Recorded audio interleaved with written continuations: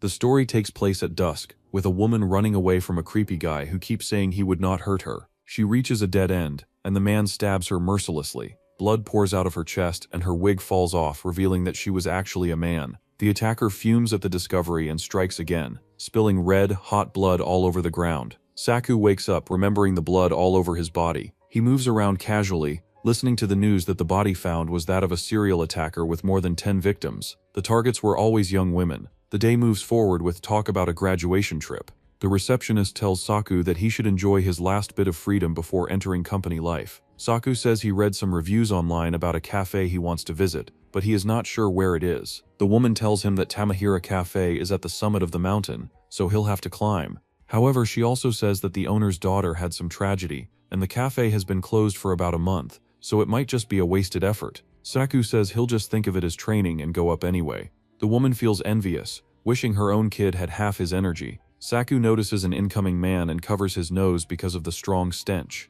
The man is Kaito, the woman's useless son, who does nothing except take pictures all day. Saku is bothered by the loud scolding and the suitcases being thrown around, but he dodges them easily. The woman keeps yelling at her son to get a job, but Kaito does not say a word, grabs his bags and leaves. Saku checks his phone and finds that Kaito matches the photographer for his next assignment. Rain pours down that night, but Saku does not stop following the stinky man. Kaito trips and begs for help as Saku grabs him and drags him to the cafe. He throws Kaito into the building, where a memorial altar of a young woman stands. Kaito used to take secret photos of this girl, and not only look at them himself, but also sell them online for money. It was a hidden job for him. Kaito looks confused, so Saku reminds him that he secretly photographed her and leaked them online. She couldn't take it and ended her life. Kaito only served 3 months. Saku injects him with something while Kaito insists it wasn't his fault, thinking Saku is the woman's boyfriend. Kaito explains that he was just hired by her mother, the cafe owner, and she only told him to bring Kaito here. What happens after isn't his problem. The cafe owner appears, pale and quiet, and hands the payment to Saku without saying a word. He takes it silently and leaves, ignoring the shouting and screaming behind him. It is raining hard, but Saku puts on his hood and starts walking. He realizes the rain's getting worse, so he decides to head back. Luckily, the bus arrives just in time. When the door opens, a man jumps out, shouting happily that the door opened, like it is some kind of miracle. Saku thinks he is just weird and gets on the bus, but he is shocked to see there is no driver, even though an announcement says the bus is departing. The announcement on the bus keeps repeating for Saku to take a seat. Its voice gets colder and creepier with each repetition, but Saku still does not move. He is confused by the announcement and even more shocked that no one else seems to care that there is no driver. A bald man sitting nearby tells Saku to just do what the announcement says. Almost instantly, electricity shoots through Saku's feet, making his whole body jolt in pain. As stunned as he is, he quickly realizes that this must be some kind of punishment for not following instructions. He hurries to a seat, and the electric current suddenly stops, as if nothing had happened at all, like he just imagined it. Right then, a man steps forward, calling himself the leader and saying that this bus follows its own rules meant for those heading straight to death. He places a dagger near Saku's neck and tells him to obey his orders from now on. Saku trembles and agrees, saying he'll do whatever the man wants as long as he is not harmed. In reality, he is just pretending, trying to figure out what's really going on with this eerie bus. He quietly asks the bald man to explain things to him. The bald guy says that this bus travels through 2 worlds, the surface world and the underside. The surface is what normal people see, while the underside is a twisted dimension full of spirits, blood, and death. Once you board, you go stage by stage, deeper into the underside. Each stage is crawling with monsters, and you fight until you die. Everyone on this bus, he says, is running from some sin they committed in the surface world. Hearing that, Saku panics and insists he is just a regular university student. But then an old man sitting behind him speaks up, warning him not to trust the bald guy. He says he lived an honest life, doing farm work all his years, yet still got dragged onto this cursed bus. His wife adds that she was just following him and ended up chosen too. A young couple nearby snicker, gossiping that the university boy probably would not even survive the first stage. Saku stays silent, thinking about his own past. He admits to himself that he has taken lives, but only under commission, only criminals who escape justice. To him, that hardly counts as a sin deserving punishment. The bus keeps moving until the announcement declares the next stop, Lake Tsukiyomi. An old man suddenly panics, shouting that the monsters are coming. The bald guy punches him in the gut, drags him off the bus and says he'll make a perfect decoy. A girl appears beside Saku out of nowhere, warning him that anyone who blindly follows the leader's orders ends up as bait for clearing the stage. Saku acts scared, but inside he is planning how to look weak while still staying useful. The woman tells him to get off too, or he'll end up as nothing more than meat. Saku hesitates but suddenly freezes when he sees a pale, creepy hand pressed against the window. He yells about a ghost and runs out of the bus. The bald guy smirks and says this is just the beginning. The woman walks up to Saku, mocking him for being scared already, and asking if he is really a university boy. Saku shoots back, asking why it even matters to her. The question ticks her off, and she throws a punch at him. Saku dodges easily but pretends to trip and fall, apologizing quickly. The woman notices the missed hit but drops it, telling him to move if he does not want to be left behind. Meanwhile, the bald leader ties the old man upside down, waiting for the monsters to arrive. Another man from the group tells everyone that they will use the leader's explosives to blow up the monsters all at once and clear the stage. The old man, hanging helplessly, starts screaming that he does not want to die. He offers them as much money as they want, but the gang just laughs, saying money is useless in this world. The old farmer couple hesitates, tempted by the offer, but their fear wins out. Saku watches quietly, wondering if he should help, but a loud noise cuts through his thoughts. The farmer couple starts panicking as the monsters appear. The leader tosses explosives to everyone and orders them to throw them when the creatures get close. Saku catches one but does not fully understand how it is supposed to work. The monsters swarm the area, closing in on the hanging man. Suddenly, the old man's eyes widen. He recognizes one of them. The creature steps forward and calls itself Shimano, saying she has been waiting for him because he drained them of everything they had. The man stammers that they took their own lives, but Shimano does not care. She digs her claws deeper into his flesh as his screams echo through the dark. Shimano takes the blood of the old man and touches her face, changing half-side back to her beautiful human face. The old man keeps screaming that he did not hurt anyone, but Shimano reminds him that he drained the very last of their blood. The old man argues that all he drained was their money, and blood had nothing to do with it. He also complains that the monsters are not following any rules here because he never hurt anyone. However, Shimano tells him that after the factory explosion, the old man stole her husband's compensation money and drove him to take his own life. He might as well have drained their blood with his own hands. Shimano tears away one of his cheeks, determined to drain him dry in return. Soon the other monsters also start moving forward, and Shimano reminds the old man that there are other people who seek revenge from him as well. In his prime, the old man told his men to ignore the protesting workers demanding for money. However, he had to hit the brakes when the protesters blocked his way and demanded the compensation money after the factory explosion. The workers had to pay the medical bills, so they were in dire need of money. Shimano was one of them, who explained that her husband's body was burned over 70%, and she even had the medical certificate. However, the old man told her that the claim had already been filed, and they were waiting for company approval. Shimano begged that the hospital kept demanding payment, but the old man drove away mercilessly. She chased after him until she received a call from the hospital that her husband had swallowed a huge amount of painkillers at once and died. Shimano felt devastated, but she knew that it was all his fault. In the end, she also hanged herself. Now the monsters are tearing apart the old man, making him scream in agonizing pain. The old farmer is terrified at the scene, but his wife reminds him to keep quiet. Saku watches the whole thing, and assesses that the old man was really a sinner. He wonders if the story was not a lie after all. The bald leader prompts everyone to move, so they rush toward the monsters with their explosives. The gangster couple warns Saku to be careful because the blasts are crazy strong. They approach the swarm of monsters, tearing at the old man and throw their explosives at them. It causes a huge blast, sending Saku tumbling backward. He coughs in the smoke but notices that a monster is lurking in his direction. He moves with the precision of an assassin and cuts the monster in several clean cuts with a dagger. However, Saku is disappointed because he thought the monster would be a lot tougher.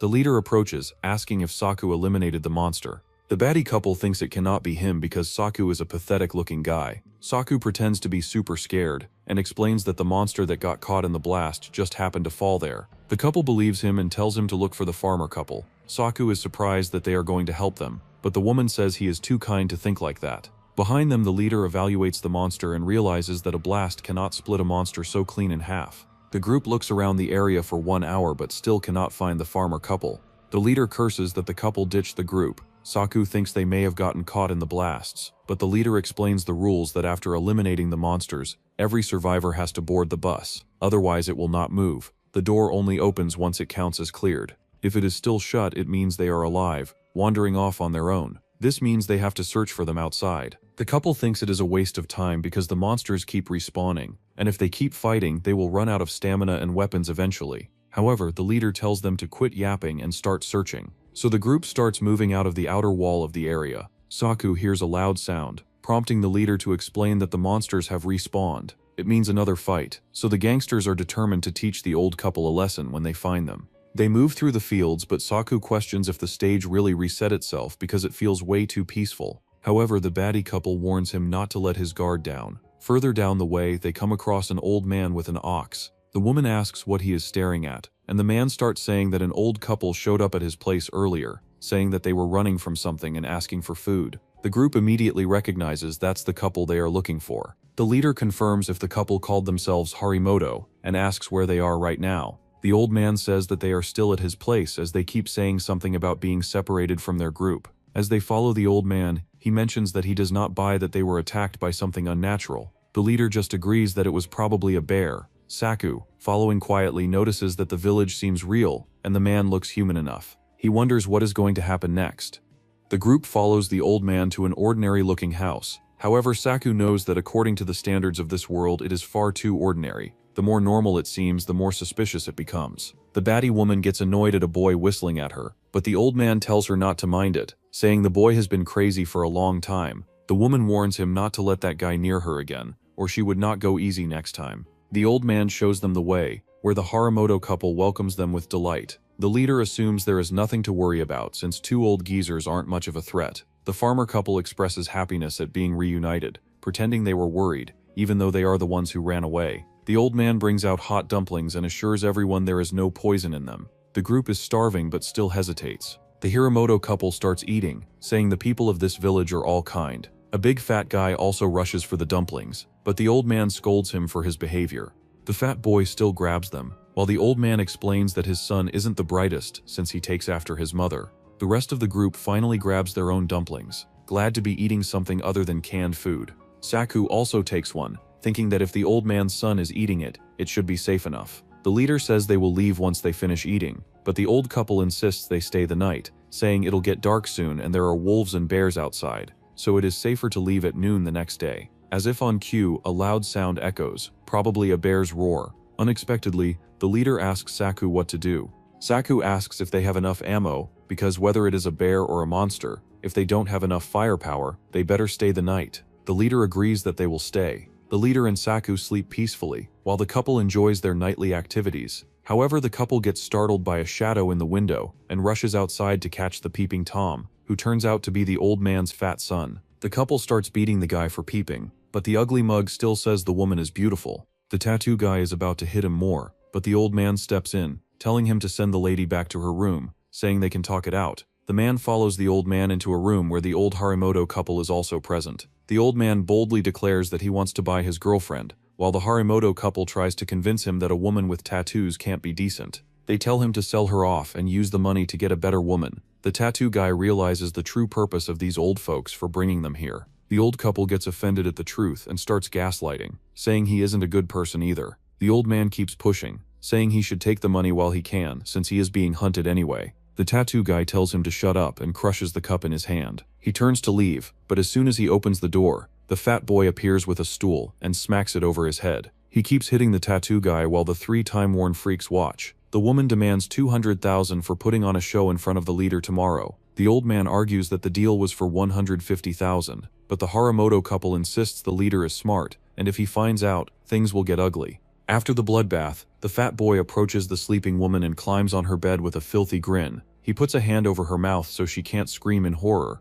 The next day, the Harimoto couple knocks on the door in panic, saying the tattooed couple is gone. They complain to the leader that the couple ran off without saying anything. The leader believes they would not just run away, knowing the bus would not leave until everyone's together. Saku also thinks they must have gotten caught up in something. When they check the room, the old man says he should have kept a closer eye on his son, because the couple must have stormed off after the argument. He adds that there are bears outside, but the whole village is searching for them, so they will soon hear the news. As expected, a man runs toward them, saying they've found clothes left behind by wild animals. Saku recognizes the clothing and the blood on them. However, the leader grabs him by the collar and tells him to bow his head and pretend to search for clues. The leader realizes that this village is dangerous. If guests vanish, the first thing should be reporting to their companions, not rushing out to search. Saku concludes that they set this up from the start. The leader praises his brains and shares the next plan. Both of them realize that Lake Moon Village has no monsters, but the humans here are far scarier than any monsters. The Harimoto couple pretends to be sad,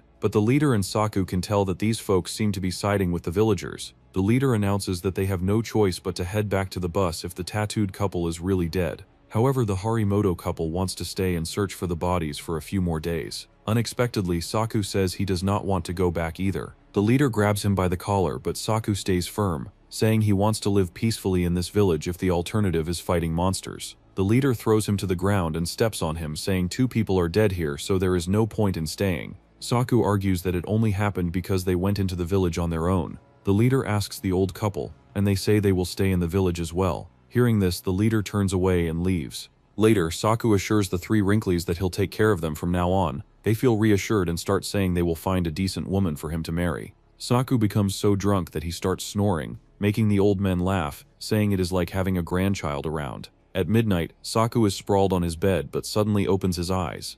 Saku grabs a torch and starts searching. He can hear something from a cellar door, so he approaches it and knocks lightly. A muffled voice replies, so Saku grabs a crowbar and opens it from the inside. He is shocked to see that the tattoo girl is bound up inside the small space. She tries screaming for help, but Saku tells her to be quiet as he takes the tape from her face. He asks what happened to her as he unties her hands. The woman tells him that Harimoto and the others tried to sell her off to that crazy fat guy. Saku once again reminds her that she is being too loud, and places a hand over her mouth. The woman is surprised that a weak college student like him can be this strong. Saku asks about her boyfriend, but she assumes that he was with Saku and the leader. Saku realizes that all the clothes with bloodstains in the mountains were men's clothes. Suddenly, the old man peeks over the space, asking what is going on. Saku grabs the woman's neck and asks if he looks cooler than that tattooed guy. The old man comments that young people have no patience, and warns Saku that the woman has a fiery temper. Saku calls the old man father and assures him that he would not lose in strength. The woman becomes horrified that Saku is one of them, but he whispers to her to act along while he's simultaneously yelling at her to behave. The old man praises him, and tells him to do as he likes before he leaves. Saku apologizes, but the woman forgives him since he helped her out. Saku explains that the only way to leave this place is to escape at night. The woman suggests knocking out the old people to silence them, but Saku explains it is not that simple. This place is a recreation of a real-world village, and the villagers' unity is extremely strong. If they try to move during the day, every villager will turn against them. For them, being brought to an unfamiliar land is a big disadvantage. The woman asks the role of the leader and her boyfriend in this plan. Saku explains that at night, Harimoto and the others will be picked up by the leader, since they don't want to leave this place. As for her boyfriend, he is already done for. The woman becomes agitated and demands an explanation. Saku tells her that it was most likely the village chief and his family behind this, who probably tried to buy her from her boyfriend, failed, and took drastic measures. The woman curses Harimoto for their schemes, and can't believe that human trafficking is happening even in this world. She starts tearing her clothes, startles Saku, and explains that they need to make it look like an attack or it will be noticed. After a while, Saku leaves her disheveled. The old man praises him for going all out, so Saku tells him that he just wanted to show his son's face to the old man.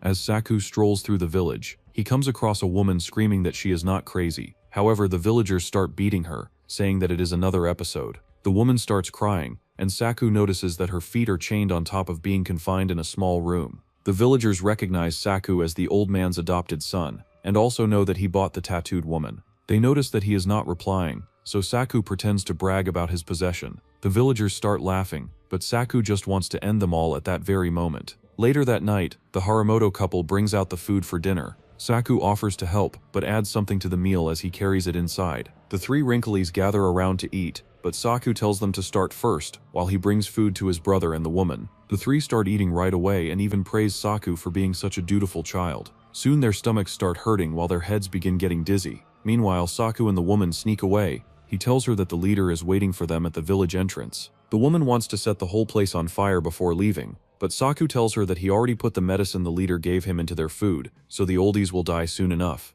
The 2 run toward the outer wall, but the fat boy blocks them, ordering them not to take his wife away. He pushes Saku, and the fall makes a sound loud enough that the villagers wake up. The 2 sneaking individuals curse their luck. The ugly fatty leaps at Saku, demanding his wife, but the protagonist tackles him easily and throws him to the ground. He grabs the woman and starts running, but the villagers spot them escaping and give chase. Saku can't believe these are the same friendly people he met earlier. While they run, the woman trips and falls, begging Saku not to leave her alone. When the villagers get near, they find that she has disappeared completely, so they split up to search. Saku and the woman hide, but she bolts and runs around on her own. A villager finds her and screams for help, so Saku covers the woman's mouth and knocks her out. Other villagers begin searching for the source of the voice, so Saku tells the woman to hurry. As they flee, a cry for help stops them, and they turn back. Saku starts picking the lock while the woman questions how a college student knows such a trick. Both enter the room, but the woman covers her nose because of the stench. Inside, they find a woman curled in a corner, muttering that she will never escape. Saku consoles her, reminding her that she called him for help earlier. The woman insists he is not from this village, and reveals she is not from here either. She identifies herself as Maiko Ida, a graduate student at Nanka University. She breaks down saying she can't escape anymore, and begs him to tell her father. Saku understands and even gives her a lighter when she asks for it. The two prepare to leave while Maiko lights a fire and stares at the flame like it is her only hope. The leader waits for them at the village entrance, armed and ready. The villagers spot them fleeing, so the other two draw their guns and tell Saku to stay hidden, assuming he can't use one. The woman charges the villagers, but the moment the guns are revealed, the villagers panic and scatter. The leader asks about the progress, and Saku informs him that Harimoto and the others will die soon. The woman thinks it serves the old couple right. If they love staying here so much, they can stay here for life. The villagers swagger back, boasting they will cut off her limbs once they find the tattooed woman, but they are shocked to find the locked door open. They rush forward to capture Maiko, and are startled by the fire. They try to put it out, but it spreads fast. Soon the blaze grows massive and engulfs the villagers alive. Maiko watches the whole scene, satisfied at the end of such a ruthless village. On the outskirts, the three wrinklies crawl in agony, but the flames reach them and they can do nothing but beg for help. The houses burn down, boulders fall on top of them, and after they die, their souls leave their bodies and reach the bus where Saku and the others sit. They are already dead, but their past broadcasts on the bus. It turns out the Harimoto couple used to sell young girls to old disfigured men. Saku realizes humans can be far scarier than ghosts. Next, the leader explains that this is the clearing point for Kazuki Station. If Saku's points surpass his, Saku will become the leader. They find it odd that a college student who can't even use a gun has 50 points. Saku asks if there are points not shown to everyone. The leader, Toji, says hidden points will reveal themselves soon in front of him. Total stage points are the sum of public and hidden points. The maximum is 100 points, and only doing something special gains extra points. Eri reminds them hidden points are rare, and basically irrelevant for a college student like Saku. She says points can be exchanged for supplies. They entrust public points to the leader to manage. Toji gets 20 injury points, Eri 30, and Saku receives 50. He figures it is probably for the damage he caused at the beginning.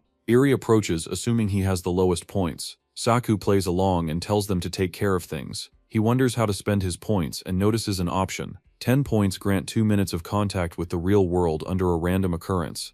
Saku confirms that everything happening in this underworld is a reflection of the real world, so the leader repeats that the ones who end up here are those who committed crimes on the other side. Eri remarks that everyone here will be punished, and mockingly asks if Saku is scared. However, Saku ignores her and says he wants to make a deal. Eri looks at him like he has lost his mind, unable to believe that he actually wants to talk to someone in the real world for 2 minutes. She reminds him that they can't ask anyone for help from outside. Even Toji agrees, saying that he tried before but no one outside could ever locate this bus. Still, Saku stubbornly uses his points to contact Maiko Ida's parents. The call connects, but the parents instantly think it is a prank. Saku introduces himself as Maiko's friend, but they don't believe him since she disappeared 10 years ago. He tells them that she can't come back anymore and asks if they still remember the fire on Mount Unzo 3 years ago. He explains that it happened deep in the mountains, where there were no precautionary measures, and in the end, everyone in the village died. The truth, he reveals, is that the villagers were involved in human trafficking.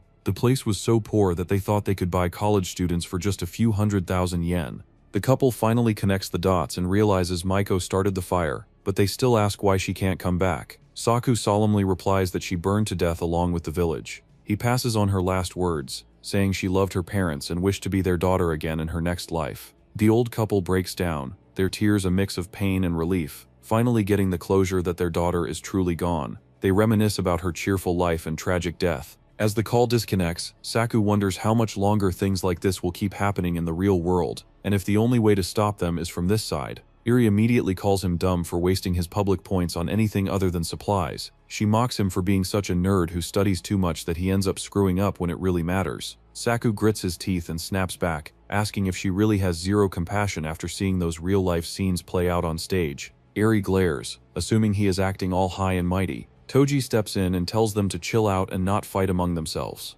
But Eri isn't done. She suggests they use an idiot like Saku, who can't even handle a gun as bait next time. Toji reminds her that they cleared the last stage thanks to Saku's guts and brains. Unlike her, he actually did something useful. He tells them to save their energy since the next stage is about to start. He also orders them to buy only the bare minimum weapons and survival gear with their public points. Yuri feels smug for secretly buying food with her private points and takes another jab at Saku, saying he pulled a classic college student move by wasting his points for someone else's sake. Saku hits back, asking if she failed her entrance exam since she keeps bringing up that he is a student, then adds that he spent his points exactly how he wanted. That ticks her off, and she is about to swing at him when Toji cuts in again, telling them to stop because they've reached the next stage. The bus halts right in front of Seika High School. As they step out, Toji informs them that each of them has a bag with a gun, 6 bullets and a folding knife. They spot someone approaching and immediately brace themselves, ready to take down whatever monster is coming. But instead, it is just a totally normal-looking guy, telling them that it is time for classes. The three freeze completely dumbfounded, but the man frowns at their blank faces. He scolds Saku for showing up in casual clothes, even though, ironically, Saku's the one dressed most appropriately among the three. Eri snickers, but the man turns to her next, telling her to wash off her tattoo sticker. She looks ready to argue, but Toji quietly stops her before she makes it worse. The trio follows the man inside and ends up in a classroom. Everything seems perfectly normal, but Eri leans over to remind Saku that the last village looked normal too, so they'd better stay on guard. 3 empty seats sit in the classroom, and they each take one, trying to blend in like regular students. Saku and Toji flip open their textbooks and find them completely normal, but Eri trembles. Her book is covered, page after page, with the word die. The letters are written in deep crimson, like blood, and her hands start trembling as her blood runs cold. When school ends, Toji concludes that this stage is clearly targeting Eri. That's why only her textbook is cursed. Eri, now panicking, reminds them that they've been teammates for a long time and begs them not to use her as bait. She insists she is more useful than the college boy, but Saku calmly says that loyal allies are worth more than combat strength. They are here because of something she did in the real world, something she never made up for. Eri's face turns pale, but she still insists she did nothing wrong. Saku advises her that she will never clear this stage unless she admits it. Even the leader coldly tells her to survive on her own. Eri panics, saying that Toji helped her in the last stage, but Toji replies that if it weren't for the rule forcing them to stay together, he would not have saved her then either. In this world, survival is all that matters. When Eri grabs his shirt, desperate to stop him, Saku steps in and asks her to tell them the truth so they can help her. Still stubborn, Eri glares and demands why the college boy isn't the target here. Since this is a school, Saku looks at her with icy eyes, asking for an explanation about her notebook. He says humans are dumb creatures who never want to admit their sins. Even Toji adds that if she were really innocent, she would not be here in the first place. Eri's face twists with fear and denial as she finally mutters that it wasn't her fault. Eri walks into the school just like everyone else, but her expression gives everything away. She is terrified. Still, she keeps trying to convince herself that she isn't the target this time. Everyone here looks normal, so maybe this whole stage is meant for someone else. Maybe those other two. But before she can finish that thought, a hand grabs her from behind. Her heart nearly jumps out of her chest, only to realize it is just a friendly girl reminding her about the gathering tonight. Eri looks confused until the others join in, reminding her of their weekly ghost story event every Wednesday. They hype it up, promising snacks and fun, before playfully pushing her forward to join them. Later that night in the dorm, everyone sorts through their things and gathers in the middle of the room. Eri stays on her bed, distant and silent. When the girls ask her to join, she says she wants to sleep early since she isn't feeling well. They don't push her, but they convince her to at least listen to one ghost story before calling it a night. The story is about a second-year student from Class 3 who supposedly wanders the hallway at night. It is said she took her own life there, and since then both teachers and students avoid that corridor completely. One girl asks how the storyteller even knows those details when it is something no one is supposed to talk about at school. The girl smirks, saying her uncle is the vice principal, so she knows everything. She goes on to describe how the dead girl's body had knife wounds all over, even before she died. That apparently is why her spirit came back. The others shiver, realizing she must have been bullied, and they wonder who did it. The thought that the culprit could be someone from their own school gives them chills. Everyone knows that the ghost of someone who died tragically is always the scariest kind. Eri freezes. Her face turns pale as she realizes who they are talking about. Memories she buried deep start crawling back up, piece by piece. She finally remembers what she has done. It starts with several girls cornering a classmate and dumping dirty water on her. And of course, the ringleader is Eri. She yanks the poor girl's hair and tells her she will forgive her, only if she spins around 3 times and barks like a dog. The girl refuses to do something so humiliating, and that does not sit well with Eri at all. She pulls out a sharp razor and presses it close to the girl's face. The others panic, begging her to stop, but Eri's cold glare shuts them up instantly. Even then, her so-called friends try to reason with her, saying they've already scared the girl enough to keep her away from Tiger. But Eri clenches her teeth, holding the razor toward them, and asking if that's really their final decision. When they refuse to take part, she snaps and drives them away. The bullied girl tries to run too, but Eri catches her and slashes her arm, drawing blood. She grabs her by the hair, ready to do more, but the girl warns that she will tell the teachers and the police. Eri laughs cruelly, saying her father is the chairman of the Keiko group, so no one will listen. She mocks the girl's deaf parents too. That's when the girl finally snaps. Fueled by rage, she shoves Eri, and in the scuffle, the razor nicks Eri's arm. Seeing her own blood, Eri loses it completely, and starts beating the girl. Just then, a teacher bursts in and stops the fight. But Eri twists the story around, blaming everything on the other girl. Both of them are taken to the principal's office and told to write a reflection essay 20,000 words long. The bullied girl tries to explain that she hasn't done anything wrong, but the principal blames her anyway,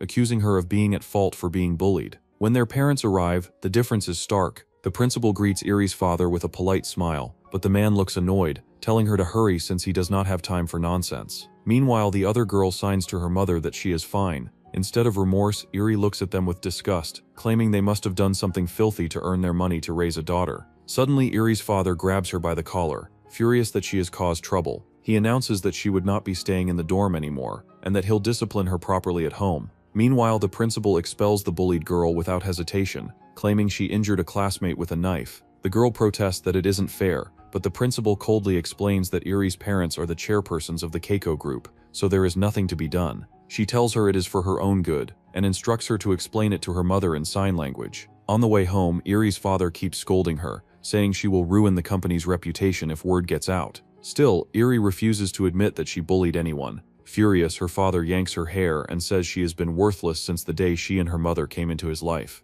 Eri snaps back that only her little sister, the daughter he had with his new wife, seems to matter to him. That hits a nerve. He slaps her across the face, saying that if it weren't for his reputation, he'd make her apologize in front of the whole school. Eri touches her cheek, trembling, muttering that everything he does is just for show anyway, fake concern to protect his company's image, not her.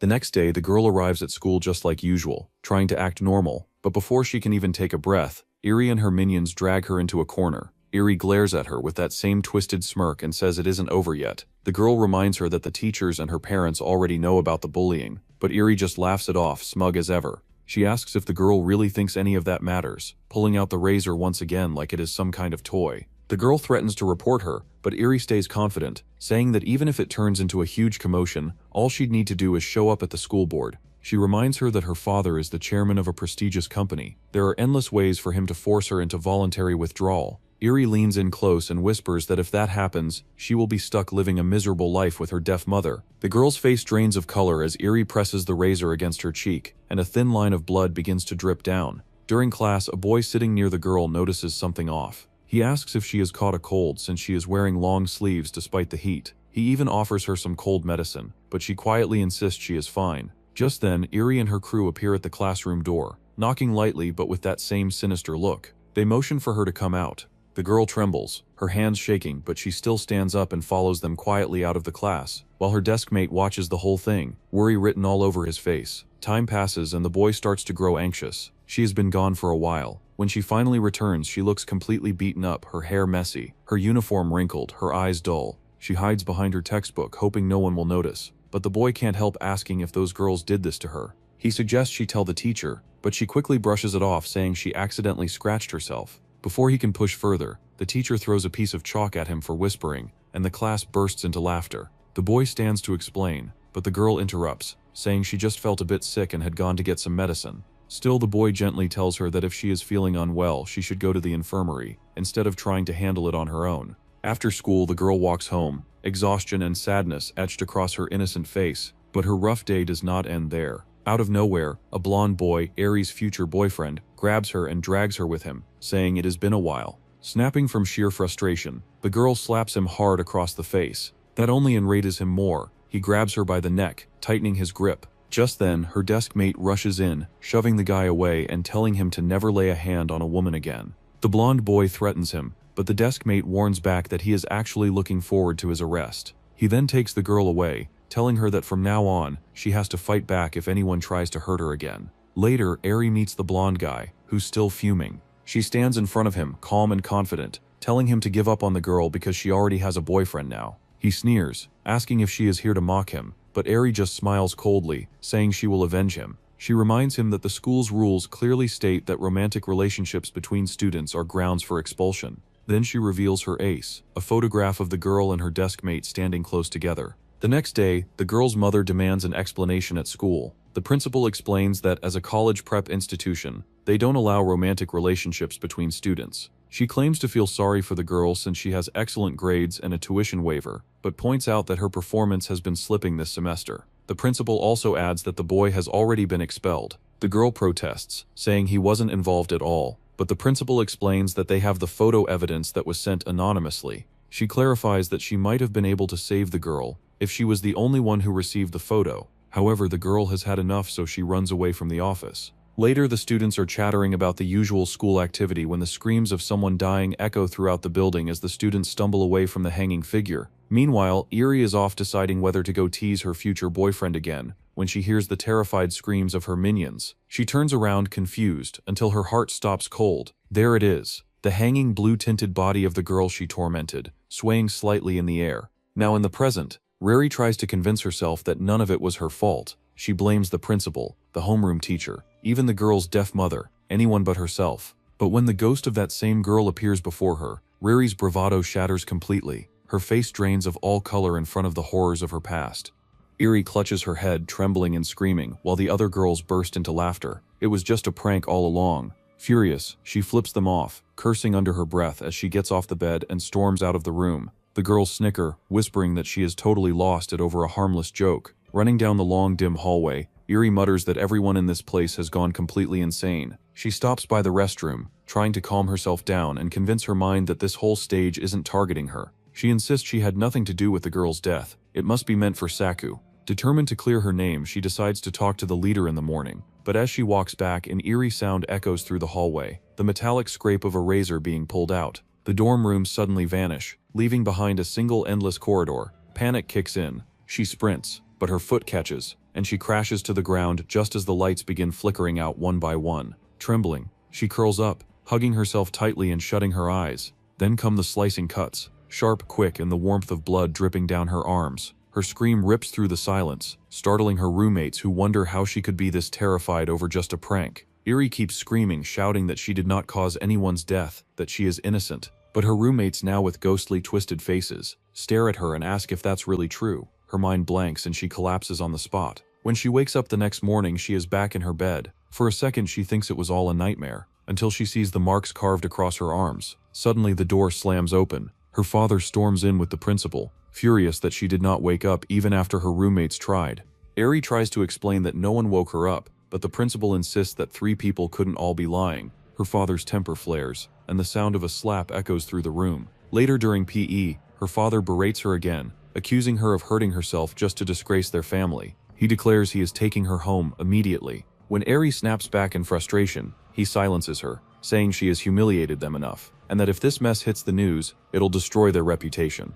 The whole school watches as he drags her away, tension thick in the air. Her roommates whisper to the others that Eri screamed about a ghost last night and was covered in cuts when she came running back. They add that no matter how much they tried, she would not wake up in the morning. Some think the stress of studying has finally broken her, while others worry she might actually hurt them next. Watching the chaos unfold, Toji concludes that this stage is definitely aimed at Eri. Saku wonders what happens now that she has been taken home. Toji explains that the school always goes on break Saturday afternoon, and everyone's expected back in the dorms by Sunday. He scolds Saku for still not understanding how the rules work. Saku laughs awkwardly, admitting he is not as sharp as the leader. Toji warns him that mindset will get him eliminated, but Saku just shrugs, saying he'll manage somehow. After school, Toji checks in with Saku about the supplies and the location. Saku assures him that everything's packed in his bag and that he got the location when he told the teachers he needed to drop off some homework. The two finally arrive at a fancy mansion, though Toji suspects it is just another illusion crafted by the stage.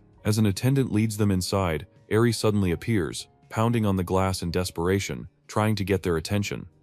Eri keeps pounding on the glass desperately, but someone suddenly pulls the curtain over, cutting her off from view. Saku notes that she got hurt, though Toji does not seem surprised. saying that this stage is clearly targeting her in particular. Saku wonders if Eri also lived in a fancy villa with servants in real life, but Toji doubts it. The attendant politely tells them to take a seat before leaving to call the family head. Moments later, Eri's father arrives, his expression stern and composed. Saku introduces himself as Eri's classmate, explaining that he was asked by their teacher to bring her homework. The man looks shocked to see Toji as well, questioning his presence. Saku quickly clarifies that Toji might look rough around the edges, but his grades are solid, and he even serves as the class sports representative. The man clearly does not buy it, and simply tells them to hand over the homework before dismissing them. As they step outside, Toji mutters about how he could practically feel the guy's condescending attitude dripping off him. Saku agrees, saying maybe Eri was looking for a real family connection because her father's coldness left her empty, but deep down even he knows that the path Eri chose is her own, and there is no room left for sympathy now. Toji tells him they will make their move tonight, since they finally know Eri's location. Saku glances up at the curtained window one last time and silently decides to follow Toji's lead. When night falls, Toji climbs over the wall with slick ninja-like precision, while Saku tumbles clumsily behind him. Embarrassed, Saku promises he'll actually train next time when Toji calls him out for it. As they sneak further in, Toji tells Saku to stay outside and blow the whistle if anything happens. He plans to bring Eri out himself. Watching Toji's smooth movements as he scales the building, Saku realizes there is no way this guy is just an ordinary man. Suddenly, Saku hears shouting inside. Eri's father is scolding her for hanging out with unusual friends. Saku creeps closer and peers through the window, his stomach turning at what he sees. Eri's father grips a belt in his hand while Eri trembles like a leaf on the floor. He lashes out at her for skipping school, getting tattoos and being a disgrace to the family, striking her again and again. Then, in a fit of rage, he grabs her by the neck, hissing that she should go back to her drug-addict father if she wants to cause so much trouble. Eri thrashes and accidentally knocks a vase off the table. It shatters loudly against the floor. The noise draws Eri's mother and younger sister, who rush into the room. Her sister pleads with their father to stop and runs to help Eri, but Eri, shaking and furious, shoves her away, sending her crashing to the floor. Both parents immediately rush to the younger daughter's side, leaving Eri glaring at them with pure contempt. Her father snaps that she has no gratitude, especially after her sister got hurt trying to protect her. Her mother coldly adds that such behavior is expected from the daughter of an addict. With venom in her tone, Eri agrees mockingly, admitting that her sister is the golden child, while she is nothing but a failure, the drug addict's daughter. That stings the parents even more. They yell that they never asked her to score a recommendation to a top university like her sister, but at least she could stop interfering with their family business. The younger sister looks uneasy, worried about how bad things have gotten, but their mother quietly assures her she will talk to the father later, and ushers her out of the room. Watching all this from outside, Saku finally understands why Eri was so obsessed with the idea of him being a university student. Her sister was brilliant, adored and praised, while Eri was constantly overshadowed. Her rebellion was her only way to scream for attention. Just as this realization hits him, Saku hears a strange noise and looks back through the window. His eyes widen in horror. Eri has taken the life of her adoptive father using a shard from the broken vase. Laughing maniacally, she screams that she has finally gotten rid of him, even if it is only in this underworld. Then she bolts out of the mansion, leaving chaos behind. Saku rushes after her, and Toji quickly joins him. He tells Saku that Eri has completely lost it. Toji's tone is cold as he adds that she is either coming back to the bus with them or dying here. Her sanity does not even matter anymore. Suddenly, the ground beneath them turns unnaturally soft and Eri collapses into it. Saku and Toji get stuck too, struggling as the ground pulls them in. Saku, trying to stay calm, realizes it is like a swamp, a non-Newtonian fluid. Once trapped, it is almost impossible to get out. He shouts for Toji to lie flat on his back to spread his weight and move slowly. Toji does as told, and it works. Impressed, he asks how Saku even knows that trick. Saku mutters that he learned it in a university class. They both manage to climb back up onto the wall and call out to Eri, telling her to move slowly toward them. But before she can reach them, dark, ghostly hands emerge from the soft ground and drag her down, screaming. She begs for help, clawing at the surface, but it is no use. This is the price for her sins. She is gone. A single arm bursts from the ground one last time, as if cursing her fate, commanding Eri to spend all eternity in hell along with them. Two pairs of arms grab Eri, dragging her down as they demand she be swallowed by the abyss together. She sinks deeper and deeper into the ground. On the other hand, Saku and Toji make a run for it, because the moment the monster's wish was fulfilled, this dimension began to tear itself apart. They need to reach the bus immediately, or the collapse will take them down too. Both know that even a single misstep can cost them their lives. Luckily, the bus is right in front of them, but the soft ground catches up, ready to engulf them. Toji uses this chance to step on Saku and skip forward, saying that selfishness is survival in this place. However, Saku refuses to stop because of something so trivial. He pulls out a dagger, slashes his own arm, and jumps high enough to avoid the soft ground. He reaches the bus with a bleeding arm, leaving Toji surprised that he survived. Saku acts weak and says that luck was on his side today. Once seated inside the bus, Toji comments that this stage was a cakewalk compared to the last one, so the loot is garbage as well. When Saku replies that he is just glad to be breathing, Toji tells him that the value of resources becomes painfully clear after surviving a few of these stages. Saku notices that his wounds heal up after a single use of the point-purchased medicine. He realizes that Toji isn't exaggerating when he says supplies are the key to survival. He also realizes that he needs to keep Toji alive for the time being, since this man is the key to understanding the mechanics of this world. Toji continues explaining that the system autofills the empty slots at the next stop to maintain a minimum head count. As if on cue, the bus stops for newcomers. Saku does not even realize when they left the other world, but he wonders if this is his chance to escape the bus. He argues with himself that Toji would have noticed if such an easy way out existed. Since Toji hasn't escaped, it means it is not that simple. Saku sits back down, thinking that he needs to observe for now, because he does not know what kind of penalty might strike if they break the rules. 3 new passengers board the bus. A middle-aged man named Tsutomu wonders where the bus is headed. His son Takuma complains about the detention center being in the middle of nowhere, while Ryo says that their time is too precious for the driver to stall here. Toji welcomes the 3 men and demands introductions. The 3 are surprised, but Toji still announces that he will be their leader starting today, and that anyone who disobeys will die. Takuma pulls his father to a seat, choosing to ignore the weird guy, but Ryo refuses to ride the same bus as the crazy Toji and demands to get off. Toji advises him to sit tight or face a penalty. Ryo still asks the driver to let him off but is shocked to find there is no driver at all. The announcement tells passengers to take their seats and warns about the penalty. Ryo stays standing and gets electrocuted on the spot. He asks for help, but Saku tells him that only the seats are safe from current, so he should sit unless he wants to get fried. Takuma feels lucky he sat down, while Tsutomu realizes that Toji isn't just some lunatic. As he reaches for a seat, Ryo and Takuma both ask about the bus. Toji decides to explain the rules of this world. The 3 newcomers are horrified after hearing everything. Toji says this is happening because every one of them is a sinner. Saku notes that Tsutomu and Takuma look like a normal father and son, but since they came from a detention center, even the decent-looking ones are dirty underneath. Everyone chosen to ride this bus is a sinner. Tsutomu claims that he lived an honest life. Takuma says he saves lives as a doctor, and Ryo insists he has donated to schools as a businessman. The announcement informs them that the next stop is Nagake wetlands and orders the passengers to disembark. As everyone gets off, Saku breathes in the fresh air and thinks that this is a rare moment of peace, though he knows something dangerous must be lurking. As the group starts moving through the trees, they hear a beautiful singing voice. However, Saku senses that something is off for a voice like that to exist in mountains like these.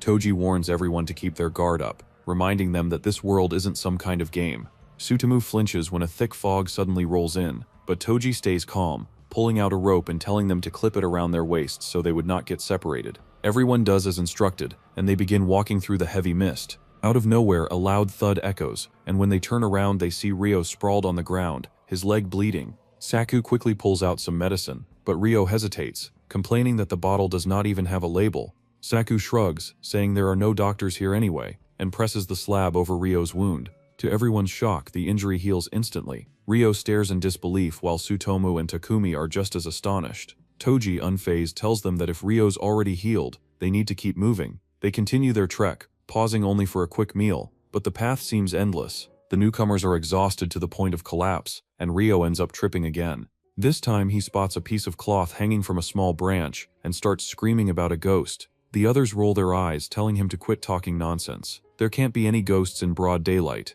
But Ryo insists that they've passed this same place before, because this is exactly where he tripped earlier. That's when Saku and Toji realize they've been looping the same route. They decide to mark the path from now on to avoid circling endlessly. Toji suddenly grabs Ryo's blazer and strips it off him, making Ryo freak out about how his jacket costs 16 million yen. Without hesitation, Toji rips it into pieces and kicks Ryo away, snapping that his life better be worth more than 16 million. He declares that they will drop the shreds at intervals to mark their trail. Ryo keeps whining about his ruined jacket, and Saku casually mutters that for Ryo, fashion probably ranks above survival. Following through, they tie the torn pieces along the path as they move forward. The newcomers keep complaining about the fog, stopping whenever they feel drained. Saku notices Toji digging through his bag before announcing that they can't afford to stop now. They don't know what kind of monsters might be lurking. The others start demanding food, but Toji remains strict and tells them to keep pushing. Throughout the journey, a soft melody drifts through the fog, drawing them onward until they stumble upon a small village. Ryo and Takuma can't stop praising the angelic singing as they reach the entrance. There, a girl stands waiting. Her name is Haruka. She tells them it is safe to stay here if they've escaped to the back world as well.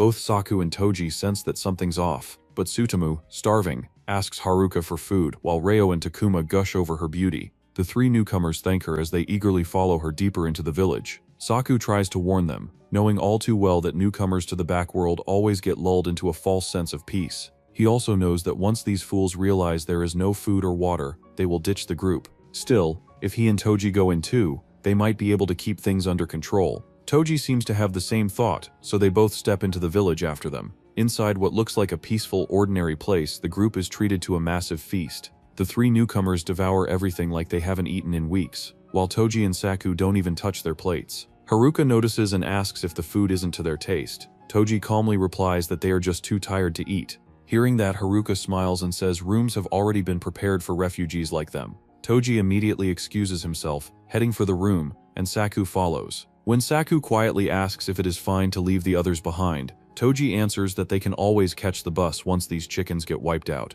Saku seems in agreement and walks off. Meanwhile, Ryo can't stop praising Haruka's beauty and her lovely voice, while Takuma mutters that he should stop drooling over a young woman. The jab hits a nerve, Ryo snaps, and soon the two are brawling like drunks. Tsutomu tries to break them apart, but they completely ignore him. Haruka just watches, smiling with amusement, clearly enjoying the chaos. When Tsutomu calls her out for encouraging this madness, Haruka coolly explains that it is their village custom. If two men fight over a woman, the winner gets to marry her. The fight escalates brutally. Tsutomu suddenly grabs Ryo, yelling for Takuma to finish it. Takuma lands a savage punch right on Ryo's face, knocking him down. But Ryo, bloodied and furious, snatches a heavy plate from the table, charges forward and smashes it into Takuma's head. Blood gushes everywhere as Takuma collapses lifelessly. Haruka steps forward, gently wiping the blood and sweat off Ryo's face, and with a serene smile, declares that from today onward, he is her husband. Tsutomu breaks down, crying for his son, as Haruka calmly leads Ryo away into the unknown. Takuma opens his eyes, making Tsutomu genuinely happy, while Saku explains that he patched him up after he was hurt. Toji warns that every woman in this backworld is out for their lives. Takuma gets up, telling Toji not to badmouth Haruka, but the bald man just calls him an idiot. Tsutomu tells his son to calm down, and Saku tells Toji to cut him some slack since he just got rejected. Since Ryo followed Haruka, they decide to go find him. Toji comments that it would have saved them the trouble if that woman had finished Takuma off. Even Saku agrees this time, thinking that being half alive is more annoying since they will have to drag him to the bus anyway. They leave the room and enter the courtyard from earlier, where a bunch of women are cleaning the place. Saku and Toji put on their friendliest faces as they ask about Ryo. However, the women barely spare them a glance, replying that they weren't paying attention. A missing person is the most troublesome situation, so Toji curses the lovesick fool. The moon hangs high in the sky, but the group keeps asking the whole village about Ryo. They regroup to share that they found no clues. Tsutomu and Takuma suggest leaving him behind since he is a loose cannon who even punches teammates. Toji calls them idiots, while Saku explains that the bus would not leave unless all survivors are accounted for. The real problem is not knowing whether Ryo's dead or alive. The other two finally understand that they either have to find him or make sure he dies here, so Toji sarcastically praises them for finally using their brains. Saku suggests changing the way they ask around, saying the only method left is to ask about Haruka's whereabouts. Takuma and Tsutomu feel a small spark of joy when they realize Ryo fought only for a monster woman.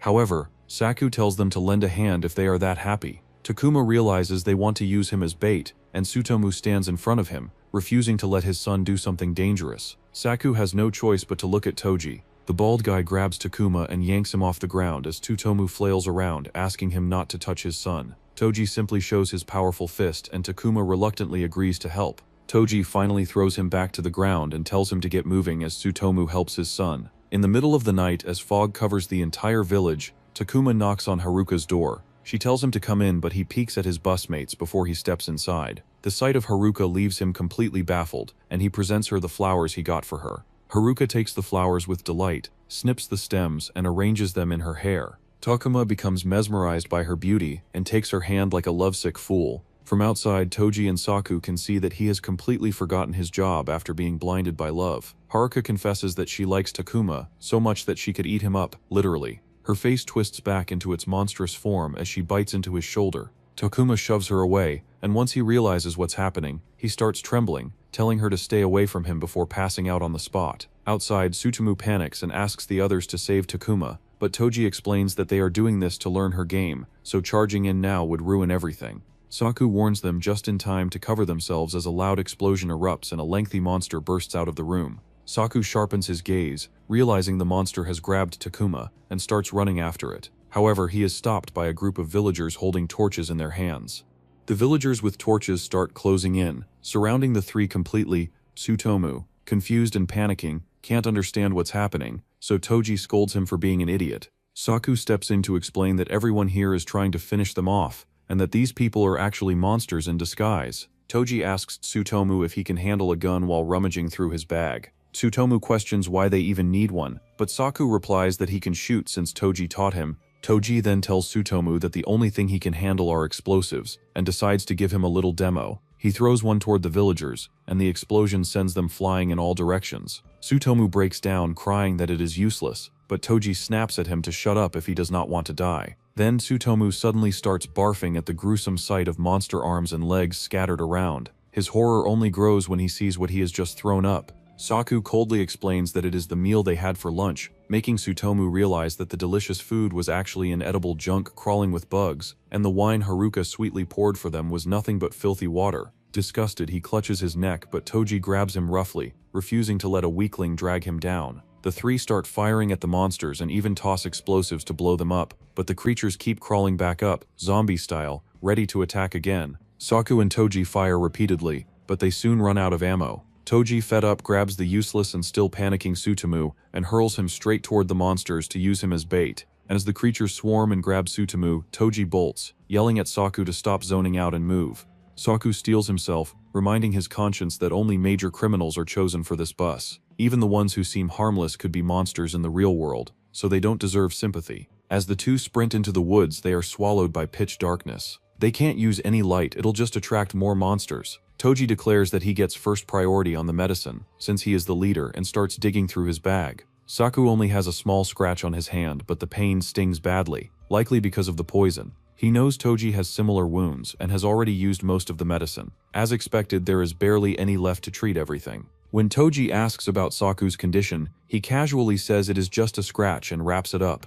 Toji grunts that Saku's gotten tougher but warns that if the poison spreads, he'll be the next bait. Saku tells him to spare him since he is still useful, but Toji coldly reminds him that he'd better stay that way if he does not want to end up as bait. The two keep trekking, but there is still no sign of the other passengers. Saku realizes that their food ran out ages ago, and at this rate Toji will probably come for him next. Quietly, he pulls out his dagger, ready to act, but before he can move, both of them slip on the slope in the dark and tumble down to the bottom. Saku dislocates his arm and suffers a few small injuries, but he still forces himself to stand, unfazed by the pain. He picks up his dagger from the ground and explains that his adrenaline output is dozens of times higher than normal. The more the pain increases, the stronger he becomes. There is no way someone like Toji can take him down. But as Saku approaches Toji, something suddenly creeps up behind him. A monster suddenly lunges at Saku from behind, but he turns and stares at it coldly before slicing it clean in half with just his dagger. However, the creature begins reattaching its split body, and stands up again,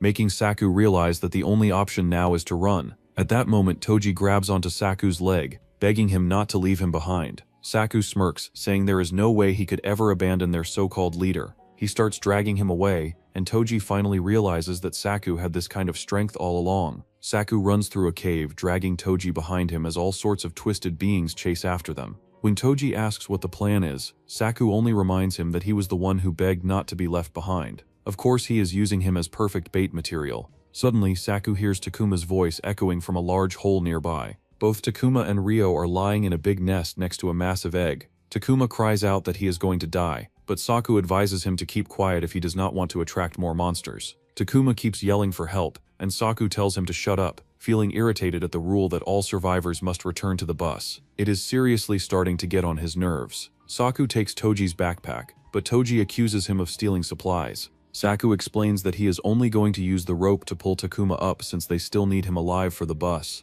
He notes that Toji's attitude completely flipped after realizing his true power. Saku throws the rope down and tells Takuma to tie it around his waist. Ryo pleads not to be abandoned, but Takuma stomps on his hand. When Saku asks if there is someone else down there, Takuma lies, saying there is nobody. He is halfway up when a monster suddenly attacks. Takuma yells about it but narrowly dodges the hit. The monster's body is so elastic that it stretches all the way up to reach Saku, making him stumble back in surprise. Takuma shouts for Saku to pull him up, and Saku is actually helping, but before he can finish, a huge bird attacks. The creature reminds him of Haruka and the other monster villagers. When the bird shrieks, everyone realizes it is the same haunting cry they heard earlier in the forest. Saku ties the rope to a rock and tells Takuma to climb up on his own, since the birds are attacking. The useless guy turns pale, horrified at having to do something himself. Toji announces that they are out of bullets and explosives, pulling out a dagger but failing to do much against the onslaught. He starts yelling for help, but Saku is already busy fighting off the attacking bird. Amid the chaos, Saku slips and falls off the edge, barely managing to grab Takuma's foot. Instead of helping, Takuma starts kicking his hand with his free foot. Saku curses the ungrateful idiot, but Takuma insists that self-preservation comes first. Saku uses a burst of strength to leap up and cling to the steep slope. Takuma blames him for the monster attacks, but Saku snaps at him to shut up. Soon all the bird creatures start rushing toward a bright fire emanating from Haruka, transforming back into their human forms. As she approaches, Ryo desperately begs her for help, but Haruka only looks at him with pure contempt and kicks him away without hesitation. Ryo demands to know the reason for such behavior, but she coldly says it is all for revenge. Ryo looks confused at first, but his face soon twists in horror, as Haruka sprouts a pair of wings and her eyes start glowing a deep, menacing red. It all begins in a beautiful bird sanctuary, a peaceful place where rare species roam freely and safely. Humans are only allowed there to take photos, keeping their distance. The old professor explains to his students that this is home to an extremely rare protected species, the white-plumed red-crowned bird, commonly called the forgotten sorrow bird. The students admire its beauty, noting that it has a ruby-like gem on its head and a phoenix-like tail, just as they'd read in their textbooks. The professor goes on to explain that only about 1/30 of these birds are left in the world, and they exist solely in this sanctuary. Among the students, a young couple also visits to catch a glimpse of the birds. The boy quietly reminds his girlfriend to stay silent so they don't scare the creatures, and she gasps softly in response. But despite their caution, the birds suddenly take flight, not because of them, but because of the heavy machinery operating nearby. The professor and his students panic. This is a protected area, and the sound of construction is a huge violation. They rush toward the workers, trying to explain that this area is off-limits. But the sleazy foreman only shrugs and tells them to talk to the higher-ups if they have complaints. He even mentions President Ryo, a well-known local businessman funding the operation. Alarmed, the professor immediately contacts the Ecological Protection Association to report the destruction, but he is stunned when they respond with vague excuses and talk of an unspoken understanding. Every attempt he makes to protest is shut down. They bluntly tell him that it is not a problem he can fix on his own. When the call ends, the professor's hands tremble in frustration. The students ask what they should do next, and he tells them to take photos and report everything to the authorities. As they start documenting the scene, the workers get aggressive and shove them aside. A scuffle breaks out, and it is clear that the students stand no chance against the rough laborers. Defeated and bruised, they sit down in despair. Meanwhile, the young couple quietly takes their pictures, deciding to post them online later instead of getting directly involved. Later that day, Ryo scolds the worker responsible for allowing people to take photos. The worker tries to shift the blame to the old professor, claiming he was using dirty tricks, but Ryo ignores his excuses completely. Bowing his head in fear, the worker begs for another chance. Ryo calmly tells him that since the commotion has spread too far, someone must take responsibility, and that person will be him. The worker drops to his knees, terrified, saying he can't go to prison because harming a protected species is a serious crime. Ryo assures him that he'll take care of his child, so the man can go to jail with peace of mind. After some hesitation, the worker agrees to take full responsibility. Once he is arrested, he testifies that the destruction of the sanctuary had nothing to do with President Ryo, and begs for a chance to rebuild his life once released. Meanwhile, the old professor lies in a hospital bed when the news breaks. Hearing the report, he trembles with rage and sorrow, knowing full well who's truly responsible. The next announcement hits even harder. The white-plumed, red-crowned birds have gone extinct due to the destruction of their sanctuary. The students weep openly, while the professor's body finally gives in to the grief. He passes away quietly, unable to bear the sorrow. The students rush to call a doctor, but it is already too late. The doctor informs them that at his age, such emotional and physical stress left no room for recovery. The group mourns deeply, enraged that the one who caused all this still walks free. Back in his office, Ryo's secretary reports the professor's death, but adds that one of the students keeps filing complaints. Ryo coldly orders him to silence the student. The construction in the forest continues without pause, and even the workers there know that the man in jail was just a fall guy. One day, two workers suddenly notice something strange and flee the area in terror as two pairs of hands emerge from the ground. The case of the double murder and body disposal at the construction site is quickly wrapped up by the authorities. The victims turn out to be graduate students, classmates, but this time Ryo's secretary takes all the blame, claiming he acted alone. Meanwhile, Ryo sits comfortably in his office, eyes fixed on the newspaper that proudly announces Japan's largest nature-themed park nearing completion. Ryo thinks to himself that no one in this world hates money. With money comes power, and with power comes even more money. To him, sacrifices mean nothing, but all his arrogant beliefs crumble the moment he is confronted by the vengeful Haruka. Ryo pleads that he does not want to die, but Haruka coldly reminds him that she and her friends also did not want to die, and he did not care back then either. He destroyed their sanctuary and hunted every last one of them just to make the area into legal hunting grounds. He once pulled the trigger because he held all the power, but now she is the one in control. Haruka calls out to her friends, and the birds gather around, clawing at Ryo with their razor-sharp talons. Meanwhile, Kazuto, still climbing, feels relieved and even happy that the monster's attention has shifted to Ryo. He assumes he'll be fine now since he wasn't Ryo's ally and had no grudge with the birds. But Saku calls him an idiot, explaining that monsters don't understand reason or sides. Kazuto fires back, saying Saku has no right to talk when he is hanging on for dear life and could fall at any moment. As if on cue, Saku's hand slips, making Kazuto smugly repeat his own words. Since monsters don't understand reason, Saku better climb faster. He even says that he might help Saku out if they make him the next leader. Before he can finish laughing, Kazuto's face twists in shock as Saku suddenly leaps across the steep slope, scaling it like it is nothing. Saku does not bother replying, and keeps jumping upward until he reaches the top. Toji watches, stunned at Saku's physical abilities, but his awe quickly shifts to suspicion when Saku pulls out a small bottle of medicine. Toji assumes he stole it and lunges forward to grab it back, but Saku dodges easily and tells him he traded for it with his own points. The bald man frowns, insisting that someone with Saku's performance shouldn't have that many points. But Saku stays calm, saying that underestimating allies is even dumber than underestimating enemies. They are teammates for now, and both of them got poisoned. But Toji used up most of the medicine, while Saku survived thanks to his own stash. Toji still accuses him of stealing the antidote, but Saku tells him he is even dumber than he looks, and explains that he had 50 injury points. He spent 10 to make an outside call, and the rest to buy medicine and weapons, so he would not end up hurt or used as bait. Toji stands frozen, shocked that a rookie like Saku could have 50 injury points to begin with. But Saku grabs him by the collar and pulls him close, his eyes sharp and cold. This time he decides it is Toji's turn to experience what being bait really feels like.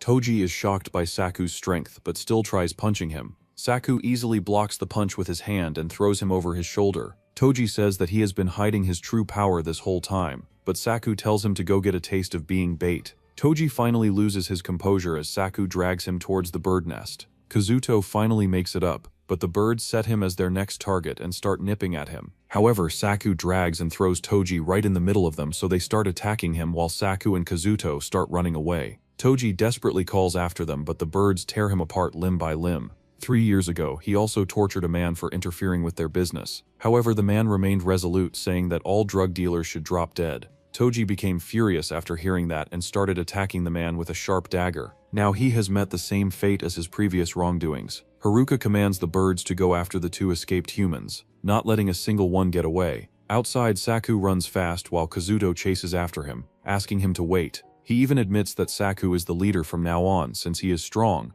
but the newly appointed leader tells him to shut up. Saku turns his gaze towards the clear sky, from where the black birds emerge. Haruka also arrives at the scene, ordering the birds to finish off all humans. Kazuto explains that they did not do anything, but Saku repeats that reason does not work on monsters. Haruka says that human blood and flesh are nutritious and good for their species' prosperity. As Kazuto dashes away, the birds surround him completely, and he asks Saku to help him. However, Saku faces Haruka with a single dagger. The two start fighting, both fast and sharp as they cross each other. Saku's arm bleeds, but Haruka also has an injury on her shoulder as she admits that she never imagined he would be the most skilled among the humans. However, she says he is just a human, while the other world belongs to them. She leaps at Saku, saying that humans deserve to be destroyed and that humanity is what should perish the most. She places her strong claws on Saku's face and tells him to die. However, a loud noise makes the bird's feathers fly in the air because Saku has fired at her with a gun. She looks utterly confused, but Saku explains that the only thing he feared was insufficient firepower. He has been preparing for ages. His secretly bought weapons with private points finally come in handy. He shoots her again and throws explosives toward the other birds, frying them all in a big explosion. As he rushes out of the area, Kazuto joins him and asks where he is headed. Saku replies that it is the bus stop, but behind them the birds get up in a raging fire because humans can't hurt them in this back world. Saku runs towards the bus with all his might, while Kazuto, following behind, keeps yelling for help. Saku tells him to shut up and just run full speed, but Kazuto keeps yapping non-stop. Saku assures him that they will be safe once they get on the bus. However, Kazuto still worries that the bus might flip over. As the black birds close in, Saku pushes himself harder.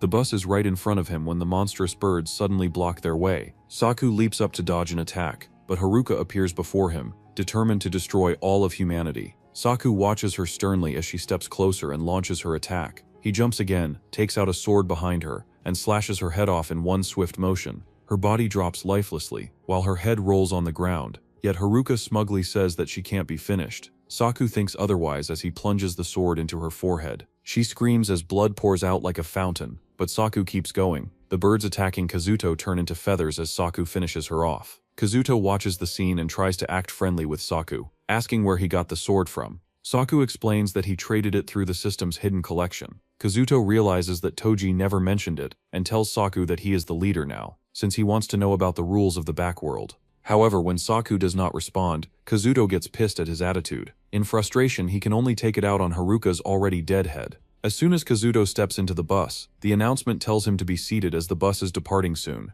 At that moment, Kazuto realizes that his father hasn't boarded yet, and starts slamming the windows. Saku explains that the bus only departs once all survivors have boarded. Kazuto then connects the dots that his father is dead, and Saku tells him that the monsters tore his father apart. Kazuto loses it, shouting that they lived honest lives and don't deserve this. But Saku knows better. He knows everyone chosen for this bus committed crimes, and that includes him too. Suddenly, black smoke-like extensions start emerging in the bus. As soon as Saku notices them, he tells Kazuto it is the penalty for not sitting down. The shadow grabs Kazuto's neck and starts choking him before throwing him into a seat. Kazuto slams hard into it while Saku explains that they get punished if they don't follow the announcements. Kazuto starts crying that he is a doctor who saves lives, so it is unfair for him to be here. But Saku ignores him. Soon a screen appears before them, showing that Kazuto has 15 points while Saku has 80. Kazuto thinks it is unfair that he only got that many, but Saku reminds him that all he did was hit on girls and beg for his life, so he should be grateful he even got 15 points. Kazuto knows he can't do much with them, so he decides to give his points to Saku,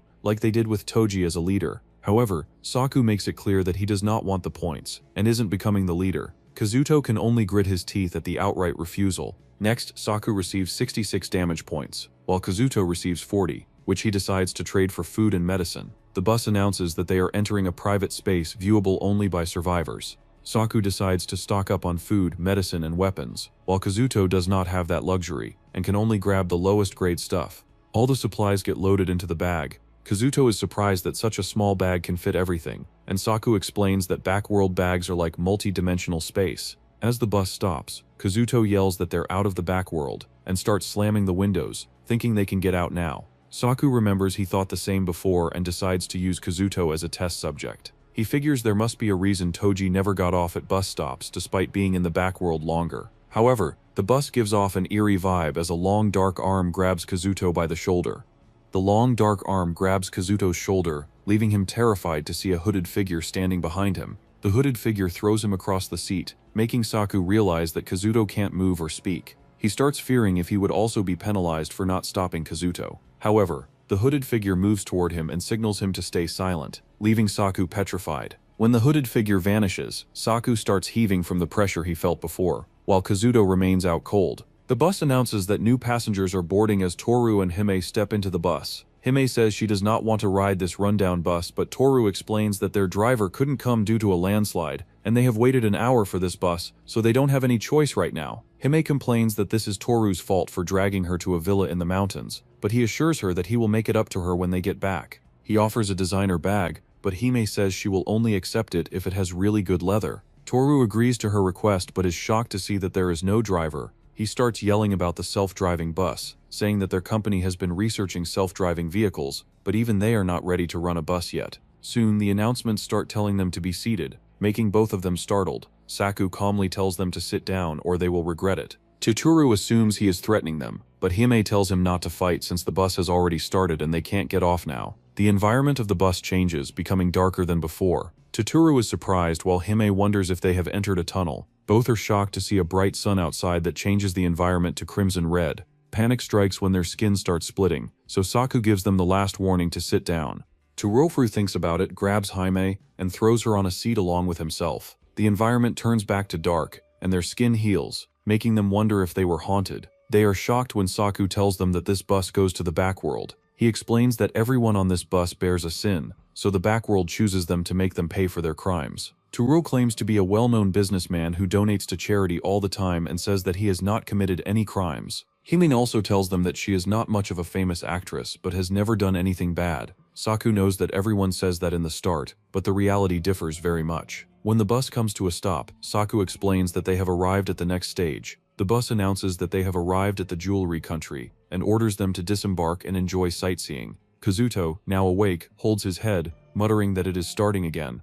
As the four get off the bus, they find rubies, diamonds, and everything in between, a paradise for jewelry lovers. Kazuto recognizes Hime and claims that he has seen her dramas, but she is even prettier in person. Seeing this, Saku wonders if the guy has already forgotten about what happened with Haruka. Hime hides beside Toru, who looks at Kazuto with a challenge in his eyes. Saku tells them not to waste their breath. As the couple turns around to leave, Kazuto becomes angry that Toru is acting high and mighty when he does not even know the rules. To Saku, however, they are all just dead weight. As the group moves forward, the ground beneath their feet vanishes suddenly, making everyone fall into a pit with sharp rocks. Saku takes out a rope dart mid-air to attach it to any rock around them. However, Kazuto grabs his leg, begging for help because he does not want to die. Saku thinks that having only weaklings here is a pain as he takes out a ball and throws it down to make a trampoline. He then kicks Kazuto, making him land safely along with the others. Toru notices he is bleeding a little while. Hime cries that they are going to die here. As Saku joins them, he asks if they have stolen jewels or done illegal mining before. Kazuto says he grew up in the countryside, studying hard, so he has never even seen a jewel. Toru claims he can buy all the jewelry he wants without stealing, and that he does not do mining business. Similarly, Hime says she has so much jewelry from advertisements that she could throw it away. Saku asks if they have committed any other crimes but gets no answer. Saku knows that all of them are dead weight, but they are still better than having no one. He has found a hidden rule from previous stages that at least one person must die in each stage. If all these weaklings die in this stage and strong people board before the next one, he will be in danger. Kazuto uncharacteristically smiles, saying their leader saved them. However, Saku reminds him that he is not doing the leader thing and should stop calling him that. Toru seems amused, but Kazuto says he does not care since Toru will die soon anyway. The two start arguing, making Saku exhausted by their stupidity. Hime suddenly touches him, asking if he will keep helping them after this. Saku tells her not to stand behind him, and shows the sword hidden in his sleeves. He explains that in this world he considers anyone behind him an enemy, so she should be careful not to get hurt accidentally. Hime promises to pay him money when they return to the real world if he saves her and Toru. When Saku refuses, she offers her body and grabs his hand to extend it toward her chest. Saku shoves her away, leaving Hime surprised that he does not want anything. As Saku turns around, she gets angry at him for acting so cool. In the next moment, sharp crystals break off the rocks and start showering over them. Saku notices them and starts dodging like everyone else, but the trampoline tears off, making them fall down. They all hit the ground but do not sustain any serious injuries since the ground is close. When they notice that Saku is nowhere to be found, Hime says there is no point in hoping because they cannot buy him no matter how much they pile up. Toru is surprised that there is a person in this world money cannot buy.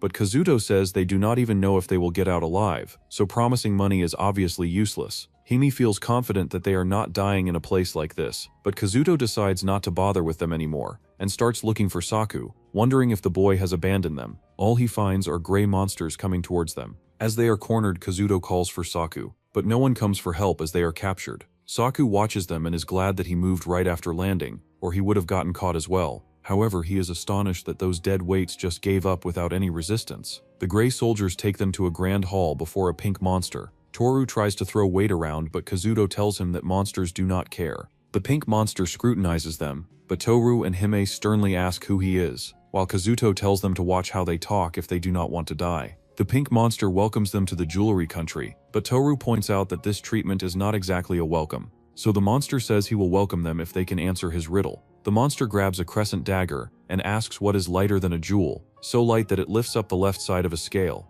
Hime says she does not understand what he is saying, while Toru tells him to talk seriously. Only Kazuto tells both humans to take it seriously and think of an answer. The soldiers come closer with their weapons, making Hime and Toru realize that the monster will really harm them. The pink monster demands the answer to his riddle menacingly. He places the dagger against Hime's nape, wanting to hear her answer first. She replies she does not know, and blood starts pouring out of her nape. Toru panics that Hime can really die by the monster's hands, while Kazuto scrambles his head to find an answer to the riddle. The monster asks Hime one more time, and when she does not reply, he detaches her head in one swift motion of his crescent dagger. Toru stands frozen, completely shell-shocked that Hime actually died. Kazuto reminds him that this is exactly why he warned everyone not to get cocky in this twisted world. The pink monster steps toward Toru next, demanding the answer to his riddle. Saku, watching quietly from his hiding spot, decides it is time to make a move, since one person has already died, just as the hidden rule stated. He steps out, declaring that he knows the answer. The monster seems amused as Saku speaks confidently, saying he knows something lighter than jewel dust that disrupts the balance of the scales. The others stand on edge, tense and waiting in anticipation for what he'll say next. Saku glances at Himbai's lifeless body and replies that the answer is a sinner's wretched soul. Both Kazuto and Toru are stunned, believing that it can't possibly be a serious answer. But the pink monster stares him down and declares that Saku is correct. Kazuto and Toru are completely taken aback. Saku calmly explains that the very existence of this stage means someone committed a jewel-related crime.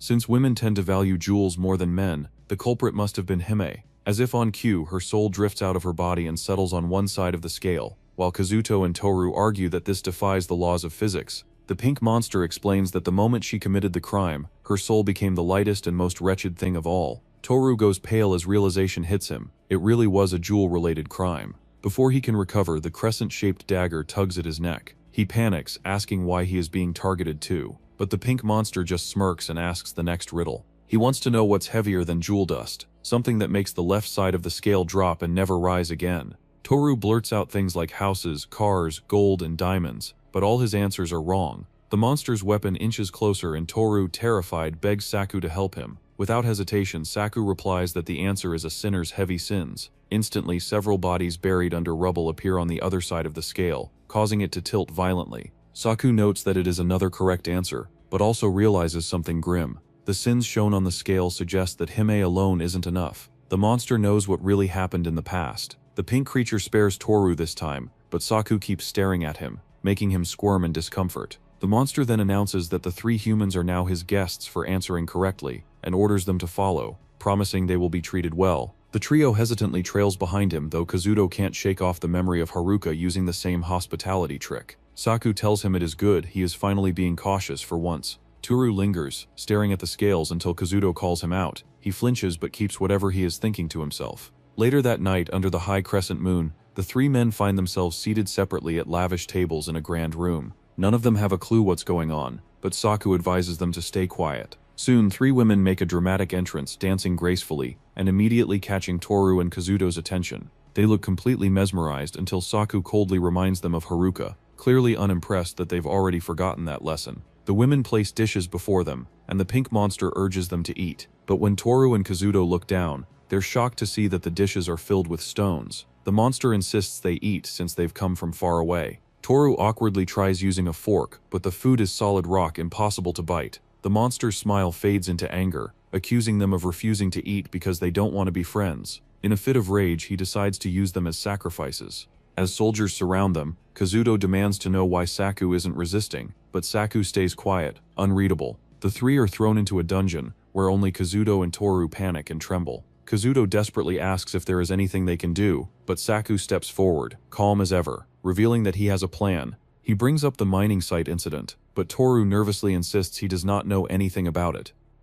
Saku tells Toru that he is the only one connected to minerals among them. He says that maybe he can still be saved if he answers honestly, since the unspoken rule about one person dying in each stage has already been fulfilled. However, Toru still refuses to admit anything, so Kazuto tells him to just go ahead and die in that case. The two start arguing again, blaming each other and throwing insults back and forth. Saku sits down, exhausted, and advises them not to waste their energy since there is no food or water here. Kazuto realizes that he has not had any water since they got on the bus, but Toru points out that they can only swallow jewels in this place. Kazuto smirks, rummaging through his bag and pulling out food while explaining that those who clear stages can trade with points. Saku throws a tin of food toward Toru, saying it is in exchange for revealing the truth. Toru still acts innocent, so Saku asks him about his jewel-related crimes. Instead of answering, Toru says it could be one of them. But Saku clarifies that the scale had mining equipment on it, and a college student like him, or a white-collar worker like Kazuo, cannot be involved in such a business. Kazuo adds that in the real world, Toru is a top-class billionaire who makes the news, so it has to be him. Toru trembles, unable to respond, so Saku tells him to take his time, since this is a matter of life and death for him and all of them. Toru immediately opens the can and starts eating. Saku thinks to himself that he would never help someone like him, if it were not to keep himself alive. Kazuto loses patience and demands answers, but Toru still does not speak the truth, so Kazuto kicks his food away. Saku reaches his limit and throws Toru aside, saying that if being nice will not work, he will use force. Toru finally says he will tell the truth, and Saku tells him to hurry up since that is the only way they will be saved. Toru starts talking about the mine incident. It was a normal working mine where the workers were doing their duties. The heated environment made them think of the watermelons they used to enjoy cold and delicious. They talked about their dreams, wanting to save enough money to go back home and open a shop. Another said he would go back to his hometown once his kid graduated from college. In another corner, a manager pressured an engineer to hurry up with the equipment. The engineer said that they had not done the safety check, but the manager insisted that they had veteran workers so nothing would happen. He took the mining equipment away by force, so the engineer tried to call their boss to stop the operation. However, the call did not connect, and the faulty equipment caused a massive explosion that destroyed the workers. Now Toru says he could not answer the phone because Hime interfered. As Toru blames himself for the incident, Kazuto smirks that the man harmed dozens of people, but Saku's instincts tell him not to believe the story completely. Saku notices something and turns around to see the gray men demanding that anyone who is not a believer should leave. The three are startled at the words, but the ground beneath them suddenly opens up. The ground splits open beneath them, and the three plunge straight into it while Toru screams in panic, begging Saku to do something. They crash into the water, but the moment Toru surfaces, Kazuto goes off on him, furious for lying and dragging them into this nightmare. Meanwhile, Saku scrambles to his backpack, only to realize the unsealed food, water, and explosives are all soaked and useless now. Looking up toward the pink monster, he demands to know what they have to do to be let free. The creature simply tells them to figure out why they were brought here in the first place. Saku immediately knows what must be done. He storms toward Toru and lands a solid punch, demanding to know if he still would not come clean. But Toru, trembling and pale, insists he'll die here if he tells the truth. A short distance away, Kazuto catches sight of something drifting in the water. When he looks closer, his blood runs cold. It is Hime's corpse floating lifelessly. Toru freezes, horrified to see her body there, while Kazuto grabs Saku in shock. But then he notices something moving beneath the surface, and before he can react, Toru yells that something bit him. Bubbles rise in the water and Saku instantly hurls a knife at the spot. It hits something solid, and when Kazuto pinches his nose to dive in, Saku pulls out a strange bloated rat. He has never seen anything like it, and the creature's body seems to reek of poison. Dozens of red eyes suddenly glow from the edge of the water. More of the same rats watching them hungrily. In a heartbeat, they charge. Saku jumps into action, pressing Toru again about what he is hiding. Kazuto grabs Toru too, desperate for answers, but Toru yells that he can't talk. They will just sell him out if he does. One of the rats lunges at Kazuto, knocking him into the water while another bites into Saku's arm. He flings it off, but a burning pain spreads quickly from the wound. The poison is already working. Pushed past his limit, Saku snaps and seizes Toru, snarling if he really thinks he can survive without spilling the truth. He throws Toru toward the swarm, but instead of panicking, Toru's eyes go wide in delirium as he starts seeing rubies everywhere. He laughs like a man possessed, clutching at the glowing gems and babbling that he does not care how many people die. He can buy anyone with jewels. The rats swarm him, gnawing at his flesh, but he just clutches Hime's severed head and offers her a ruby with a crazed smile. Kazuto stares, realizing Toru's mind has completely snapped. Saku, however, stays focused, saying they still need to get the truth out of him. That's the hidden rule of this stage. They can't escape until they fulfill it. Kazuto is stunned since the system never mentioned anything like that, but Saku explains it is a trap meant to bait them. Of course, it would not be written out openly. He figured it out back when he saw that mysterious scale, and if his guess is right, making the sinner atone for his crimes will restore its balance. Kazuto finally connects the dots. There is no way out until that scale is balanced. Since Toru's already gone off the deep end, Saku decides to take a new approach. He uses his remaining points to purchase a bizarre eyeball from the system. Kazuto stares at it, totally freaked out, and asks what the hell it is. Saku says it is something he traded points for, explaining that you can still make exchanges during a stage if you have got enough. Kazuto grumbles that he does not even have close to that many points, but still wants to know about the creepy thing. Saku tells him it is a projector that can display memories. He grabs Toru, ties him up with a rope, and drags him closer. If Toru would not talk willingly, then they will drag the truth out of him by force, as Saku presses the eerie eyeball against Toru's head.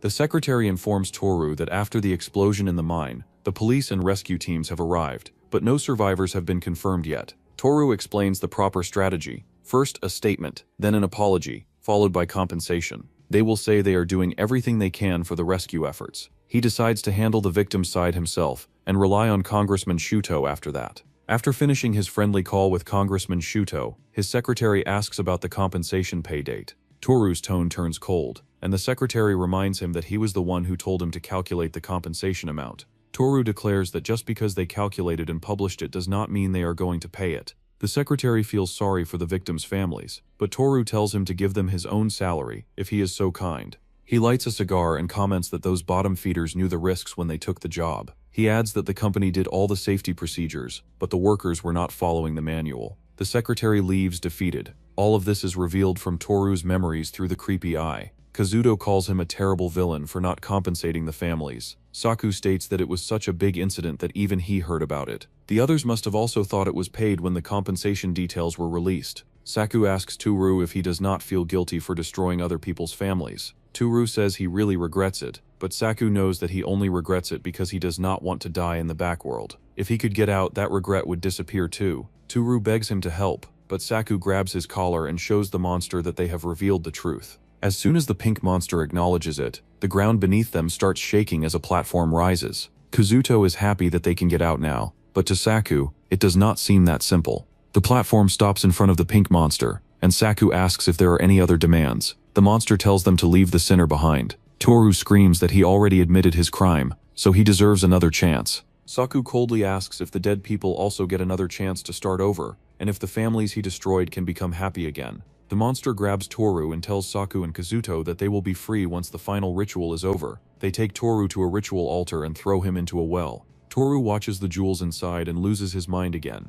He starts gathering them, saying that he will build another mine and dig for more jewels. Kazuto points out that Toru has gone completely mad and will just be a dead weight even if they help him. Saku adds that even after falling this low, Toru still seeks jewels, a true embodiment of greed. On the other hand, Kazuto secretly feels relieved that they are abandoning Toru on this stage. Kazuto and Saku are surprised when the pink monster offers them jewels to judge Toru along with it. It threatens them to either judge or protect him. Kazuto chooses to judge him right away, but Saku understands that Toru should be judged for his actions while knowing that they who came to the back world are sinners as well. Everyone throws jewels at Toru, but his insanity is so deep that he enjoys the jewels thrown at him until he collapses. The pink monster turns away and tells them that they are free to leave, while Toru meets his end buried in the jewels he so loved. Kazuto and Saku return to the bus and receive their points for clearing the stage. Saku asks about Kazuto's sin, but Kazuto feels offended and says that he is an elite doctor who saves lives. As the bus stops, Congressman Shuto, Eiji, Mayu, and Yumi board it. Kazuto instantly recognizes the famous congressman, while Saku realizes that it is not over yet since Shuto is connected to Toru.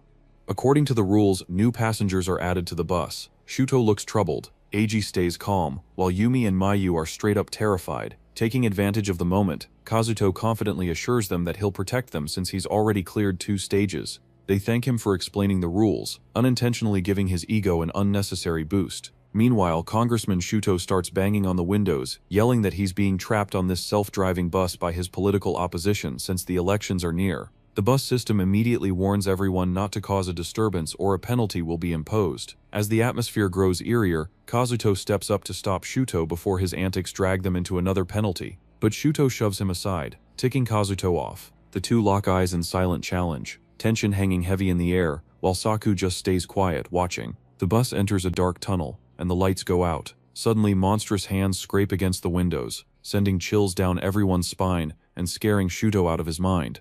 Kazuto points out that it looked like a corpse hand and reminds him that, congressman or not, he still has to follow the rules here. A terrifying creature then appears behind Shuto, and just one look at it makes him pass out cold. Kazuto shrugs it off, thinking it's better this way than having the guy cause more chaos. Kazuto notices Seiku hasn't said a word since the new people arrived and asks him about it, but Seiku just says there's nothing to talk about. Quietly analyzing, Seiku figures the two women seem kind of scheming, but that's not much of an issue. The congressman is just putting on a front, but he'll probably be the first to mentally snap. The only odd one out is Eiji. He hasn't spoken a word and has just been silently observing since the start. When their eyes suddenly meet, Saku immediately senses that Eiji isn't an ordinary person. The bus finally halts, and as the girls grow scared, Kazuto tries to reassure them that they'll be fine if they just stick with him. Their stop is called the Mermaid Village. Kazuto explains to the girls that in the backworld, mermaids aren't the only things living here. There are monsters too. His bragging surprisingly works, and the girls tell him they wouldn't survive without him.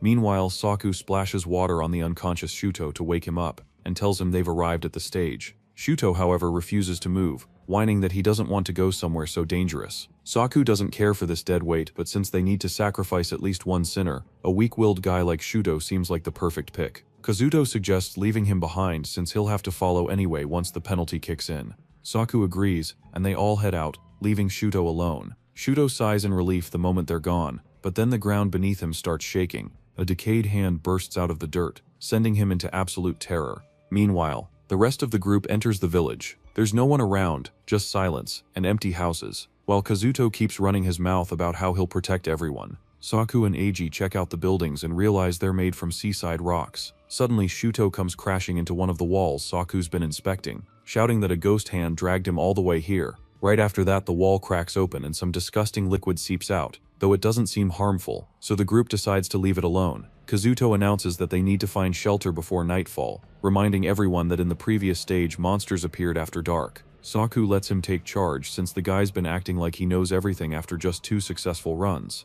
They find an empty shed and go inside. Kazuto decides to split the team into 2 groups, one to collect firewood and start a fire, and the other to go fishing by the sea. The girls immediately choose to go with Kazuto, leaving Saku and Eiji to handle the firewood. Eiji notes that finding wood that'll burn in this humidity won't be easy, and Saku simply agrees, choosing to go along for now since he still can't figure out what kind of person Eiji really is. Kazuto and the girls head toward the sea to catch fish. Out of nowhere, Yumi screams that something's pulling her leg. Kazuto rushes over in panic, only to realize she's pranking him. They start splashing around, playing like kids, while Mayu sighs, wondering if Yumi ever gets tired of pulling the same trick. The idiots keep laughing, completely unaware that something is lurking just beneath the water's surface. The monster lurks in the water, but Kazuto and the girls remain completely oblivious, continuing to hunt for fish. Kazuto catches 2 fish, impressing the girls. Since both of them haven't done any work, they ask if he will share some food with them. Suddenly they hear Shuto yelling for help, so they rush back to the building.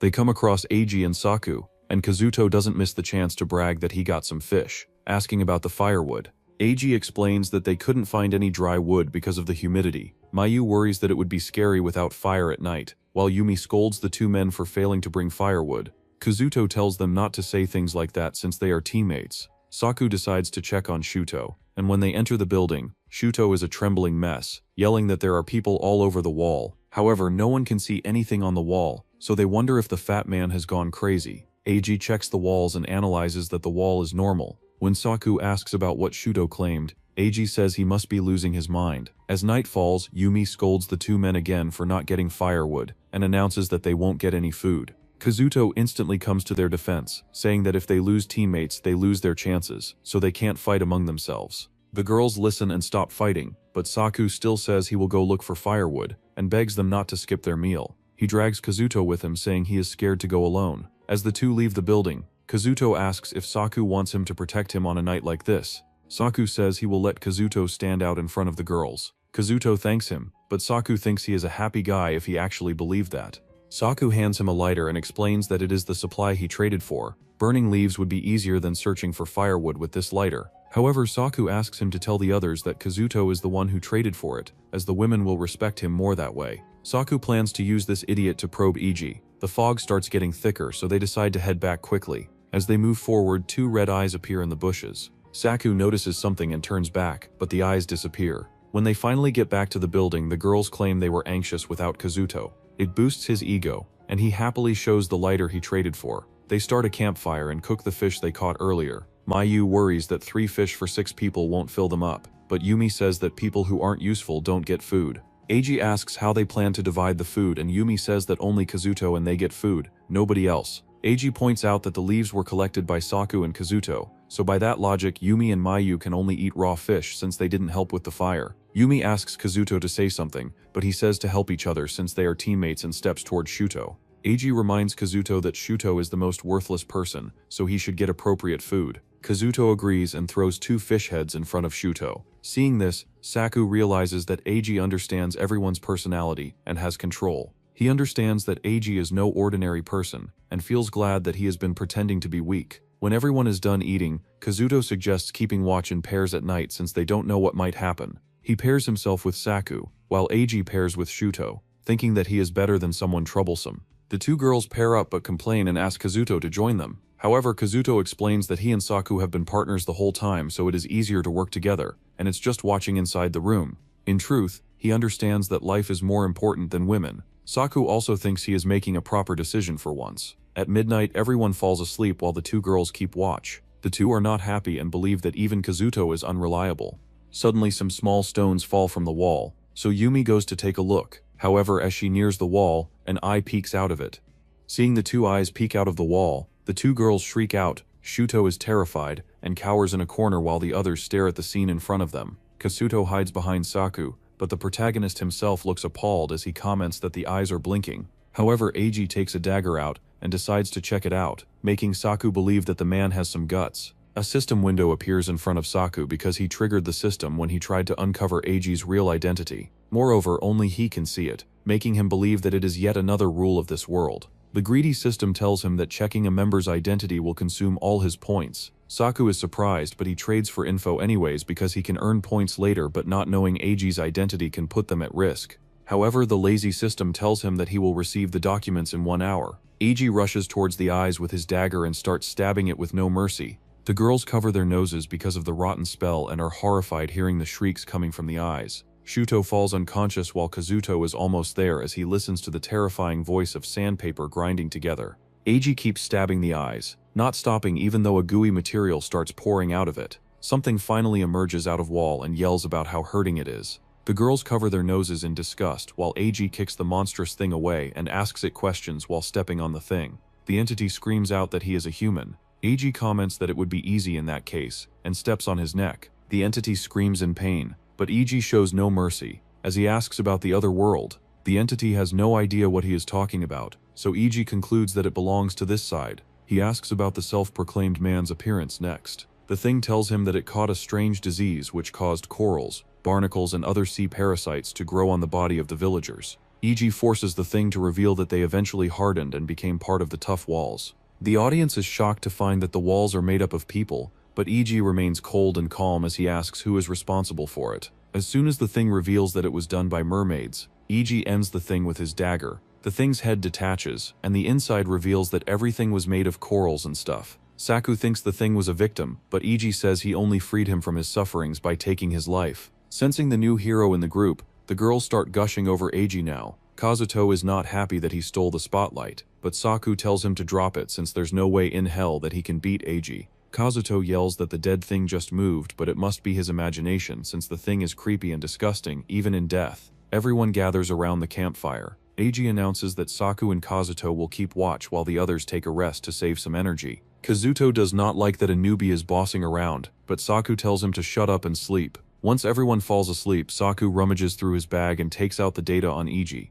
As Saku looks at the papers, a bright light flashes out and starts projecting scenes in front of him. Eiji drives toward a large mansion, stopping right at its gate before entering a passcode at the entrance. As the door slides open, a girl's voice echoes for help. Her limbs are tied up and wounds cover her entire body. Eiji coldly tells her to stay quiet, assuring her that she won't feel a thing when he slits her throat first. When the girl keeps crying for help, Eiji's tone darkens as he glances at the torture tools behind him. The next moment is filled with nothing but blood and agony. He then moves on to his next target, approaching another woman with a charming smile. The woman's phone buzzes with a notification. Another body has been found at the base of the mountain. The report says all the victims were between 18 and 28, and each was missing a few parts. Eiji reminds her that they're eating, and suggests they talk about something more pleasant. He casually invites her over for a barbecue at his place over the weekend. The woman readily agrees, and AG adds that he's only missing one thing. When she offers to bring it, he replies that he's missing her as the hostess.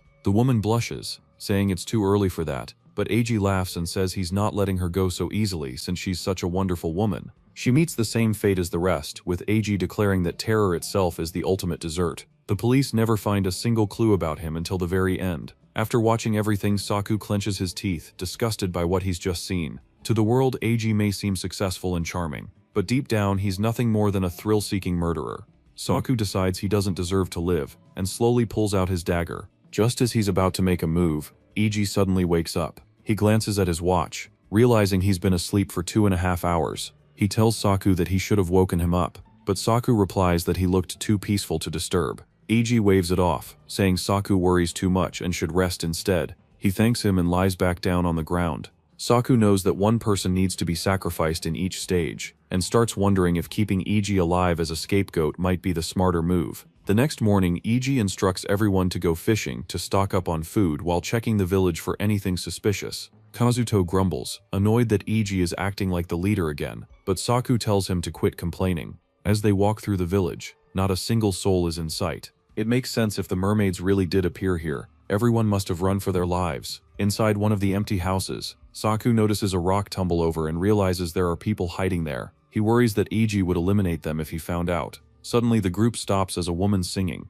Shuto starts acting like a total lunatic at the sound of the haunting melody. Everyone rushes toward the dancing Shuto, but their main focus shifts to the women in the water behind him. The women sing and start moving toward the group. Kazuto gushes over their beauty, but the two girls behind him insist they're staring at monsters. Saku also finds it strange when the women cheerfully sing and flaunt their beauty in odd poses. Kazuto practically drools at the sight, while Yumi and Mayu call them average. Kazuto thinks it's sad for them to stay underwater and tells them to come out. He steps into the water, drawn by the inviting women, but Saku grabs him and reminds him about Haruka. Kazuto snaps back to his senses, confused about stepping into the sea. Saku realizes something's off, and tells him to stuff paper into his ears. He grumbles that he doesn't want to babysit an idiot but needs someone to distract EG. On the other hand, Mayu and Yumi notice tails on the women and conclude they're monsters. The now crazed Shuto rushes into the sea. Saku tries to warn him, but AG stops him, saying they need a human sacrifice anyway, and a messed up person fits the bill. Shuto gets into the water, yelling about seeing angels. The women sing louder and surround him completely. One of them moves closer and opens her massive mouth, biting off his head in a single chomp.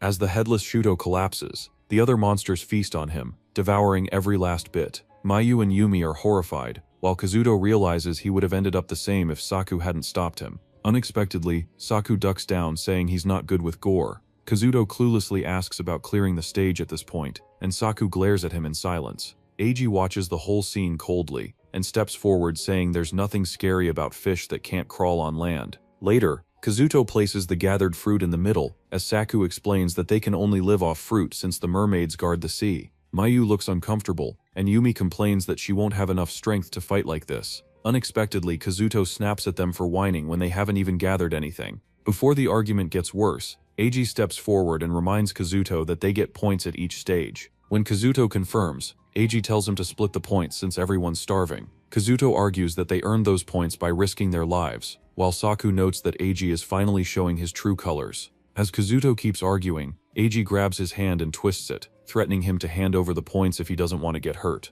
Kazuto still doesn't give in, insisting those points were earned through risking his life. The tension rises, but Saku grabs AG's hand, stopping him before it gets worse.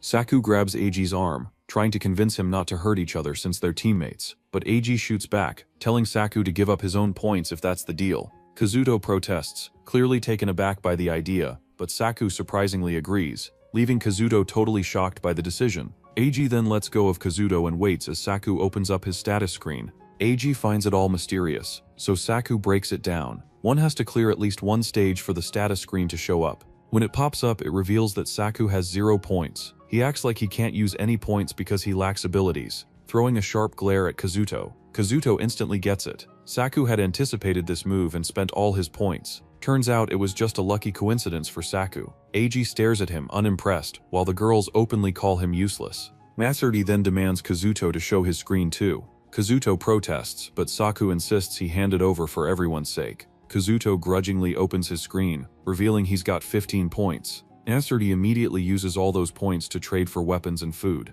Kazuto protests about Asura using his private points, but Asura insists it's for the team's benefit, as he pulls out a few cans of food. Kazuto calls out Asura for hoarding the food, and even the girls back him up this time. Eiji shrugs it off, saying they can't eat it all at once. Kazuto keeps pushing back, but when Eiji pulls out a knife, Saku steps in and orders Kazuto to go draw water, dragging him away with firm force. Once outside, Saku points out that Kazuto can't outmatch Eiji in strength or brains. Kazuto feels offended, but Saku tells him to check his wrist before arguing. He advises Kazuto to tough it out for now because Eiji is even more trouble than the former leader. The old leader's methods were rough but lacked smarts. Eiji, on the other hand, has been observing everyone from day one, figuring out their personalities to gain control. The two women on the team are also quite a headache. Basically, the whole squad is a pain. With all the facts laid bare, Kazuto starts acting buddy-buddy with Saku. The hero reassures him he won't let the coward die while they're teamed up. Teaming isn't exactly his vibe, but Saku knows he needs to adapt to survive, even if it means teaming with the idiot who trips over a rock and spills all the water. Kazuto promises to refill the bucket, but Saku tells him to just drop it. Back at the well, Saku tries pulling the bucket up, but suddenly it gets way too heavy, even for him. Out of nowhere, a siren bursts out of the well, opening her huge mouth to attack. Saku's reflexes kick in and he kicks her right back into the well. Kazuto can't believe that thing came out of fresh water, but Saku reminds him that common sense doesn't fly in this world. Without hesitation, Saku decides to chase after the monster, which has vanished under the water, clearly waiting for them to follow.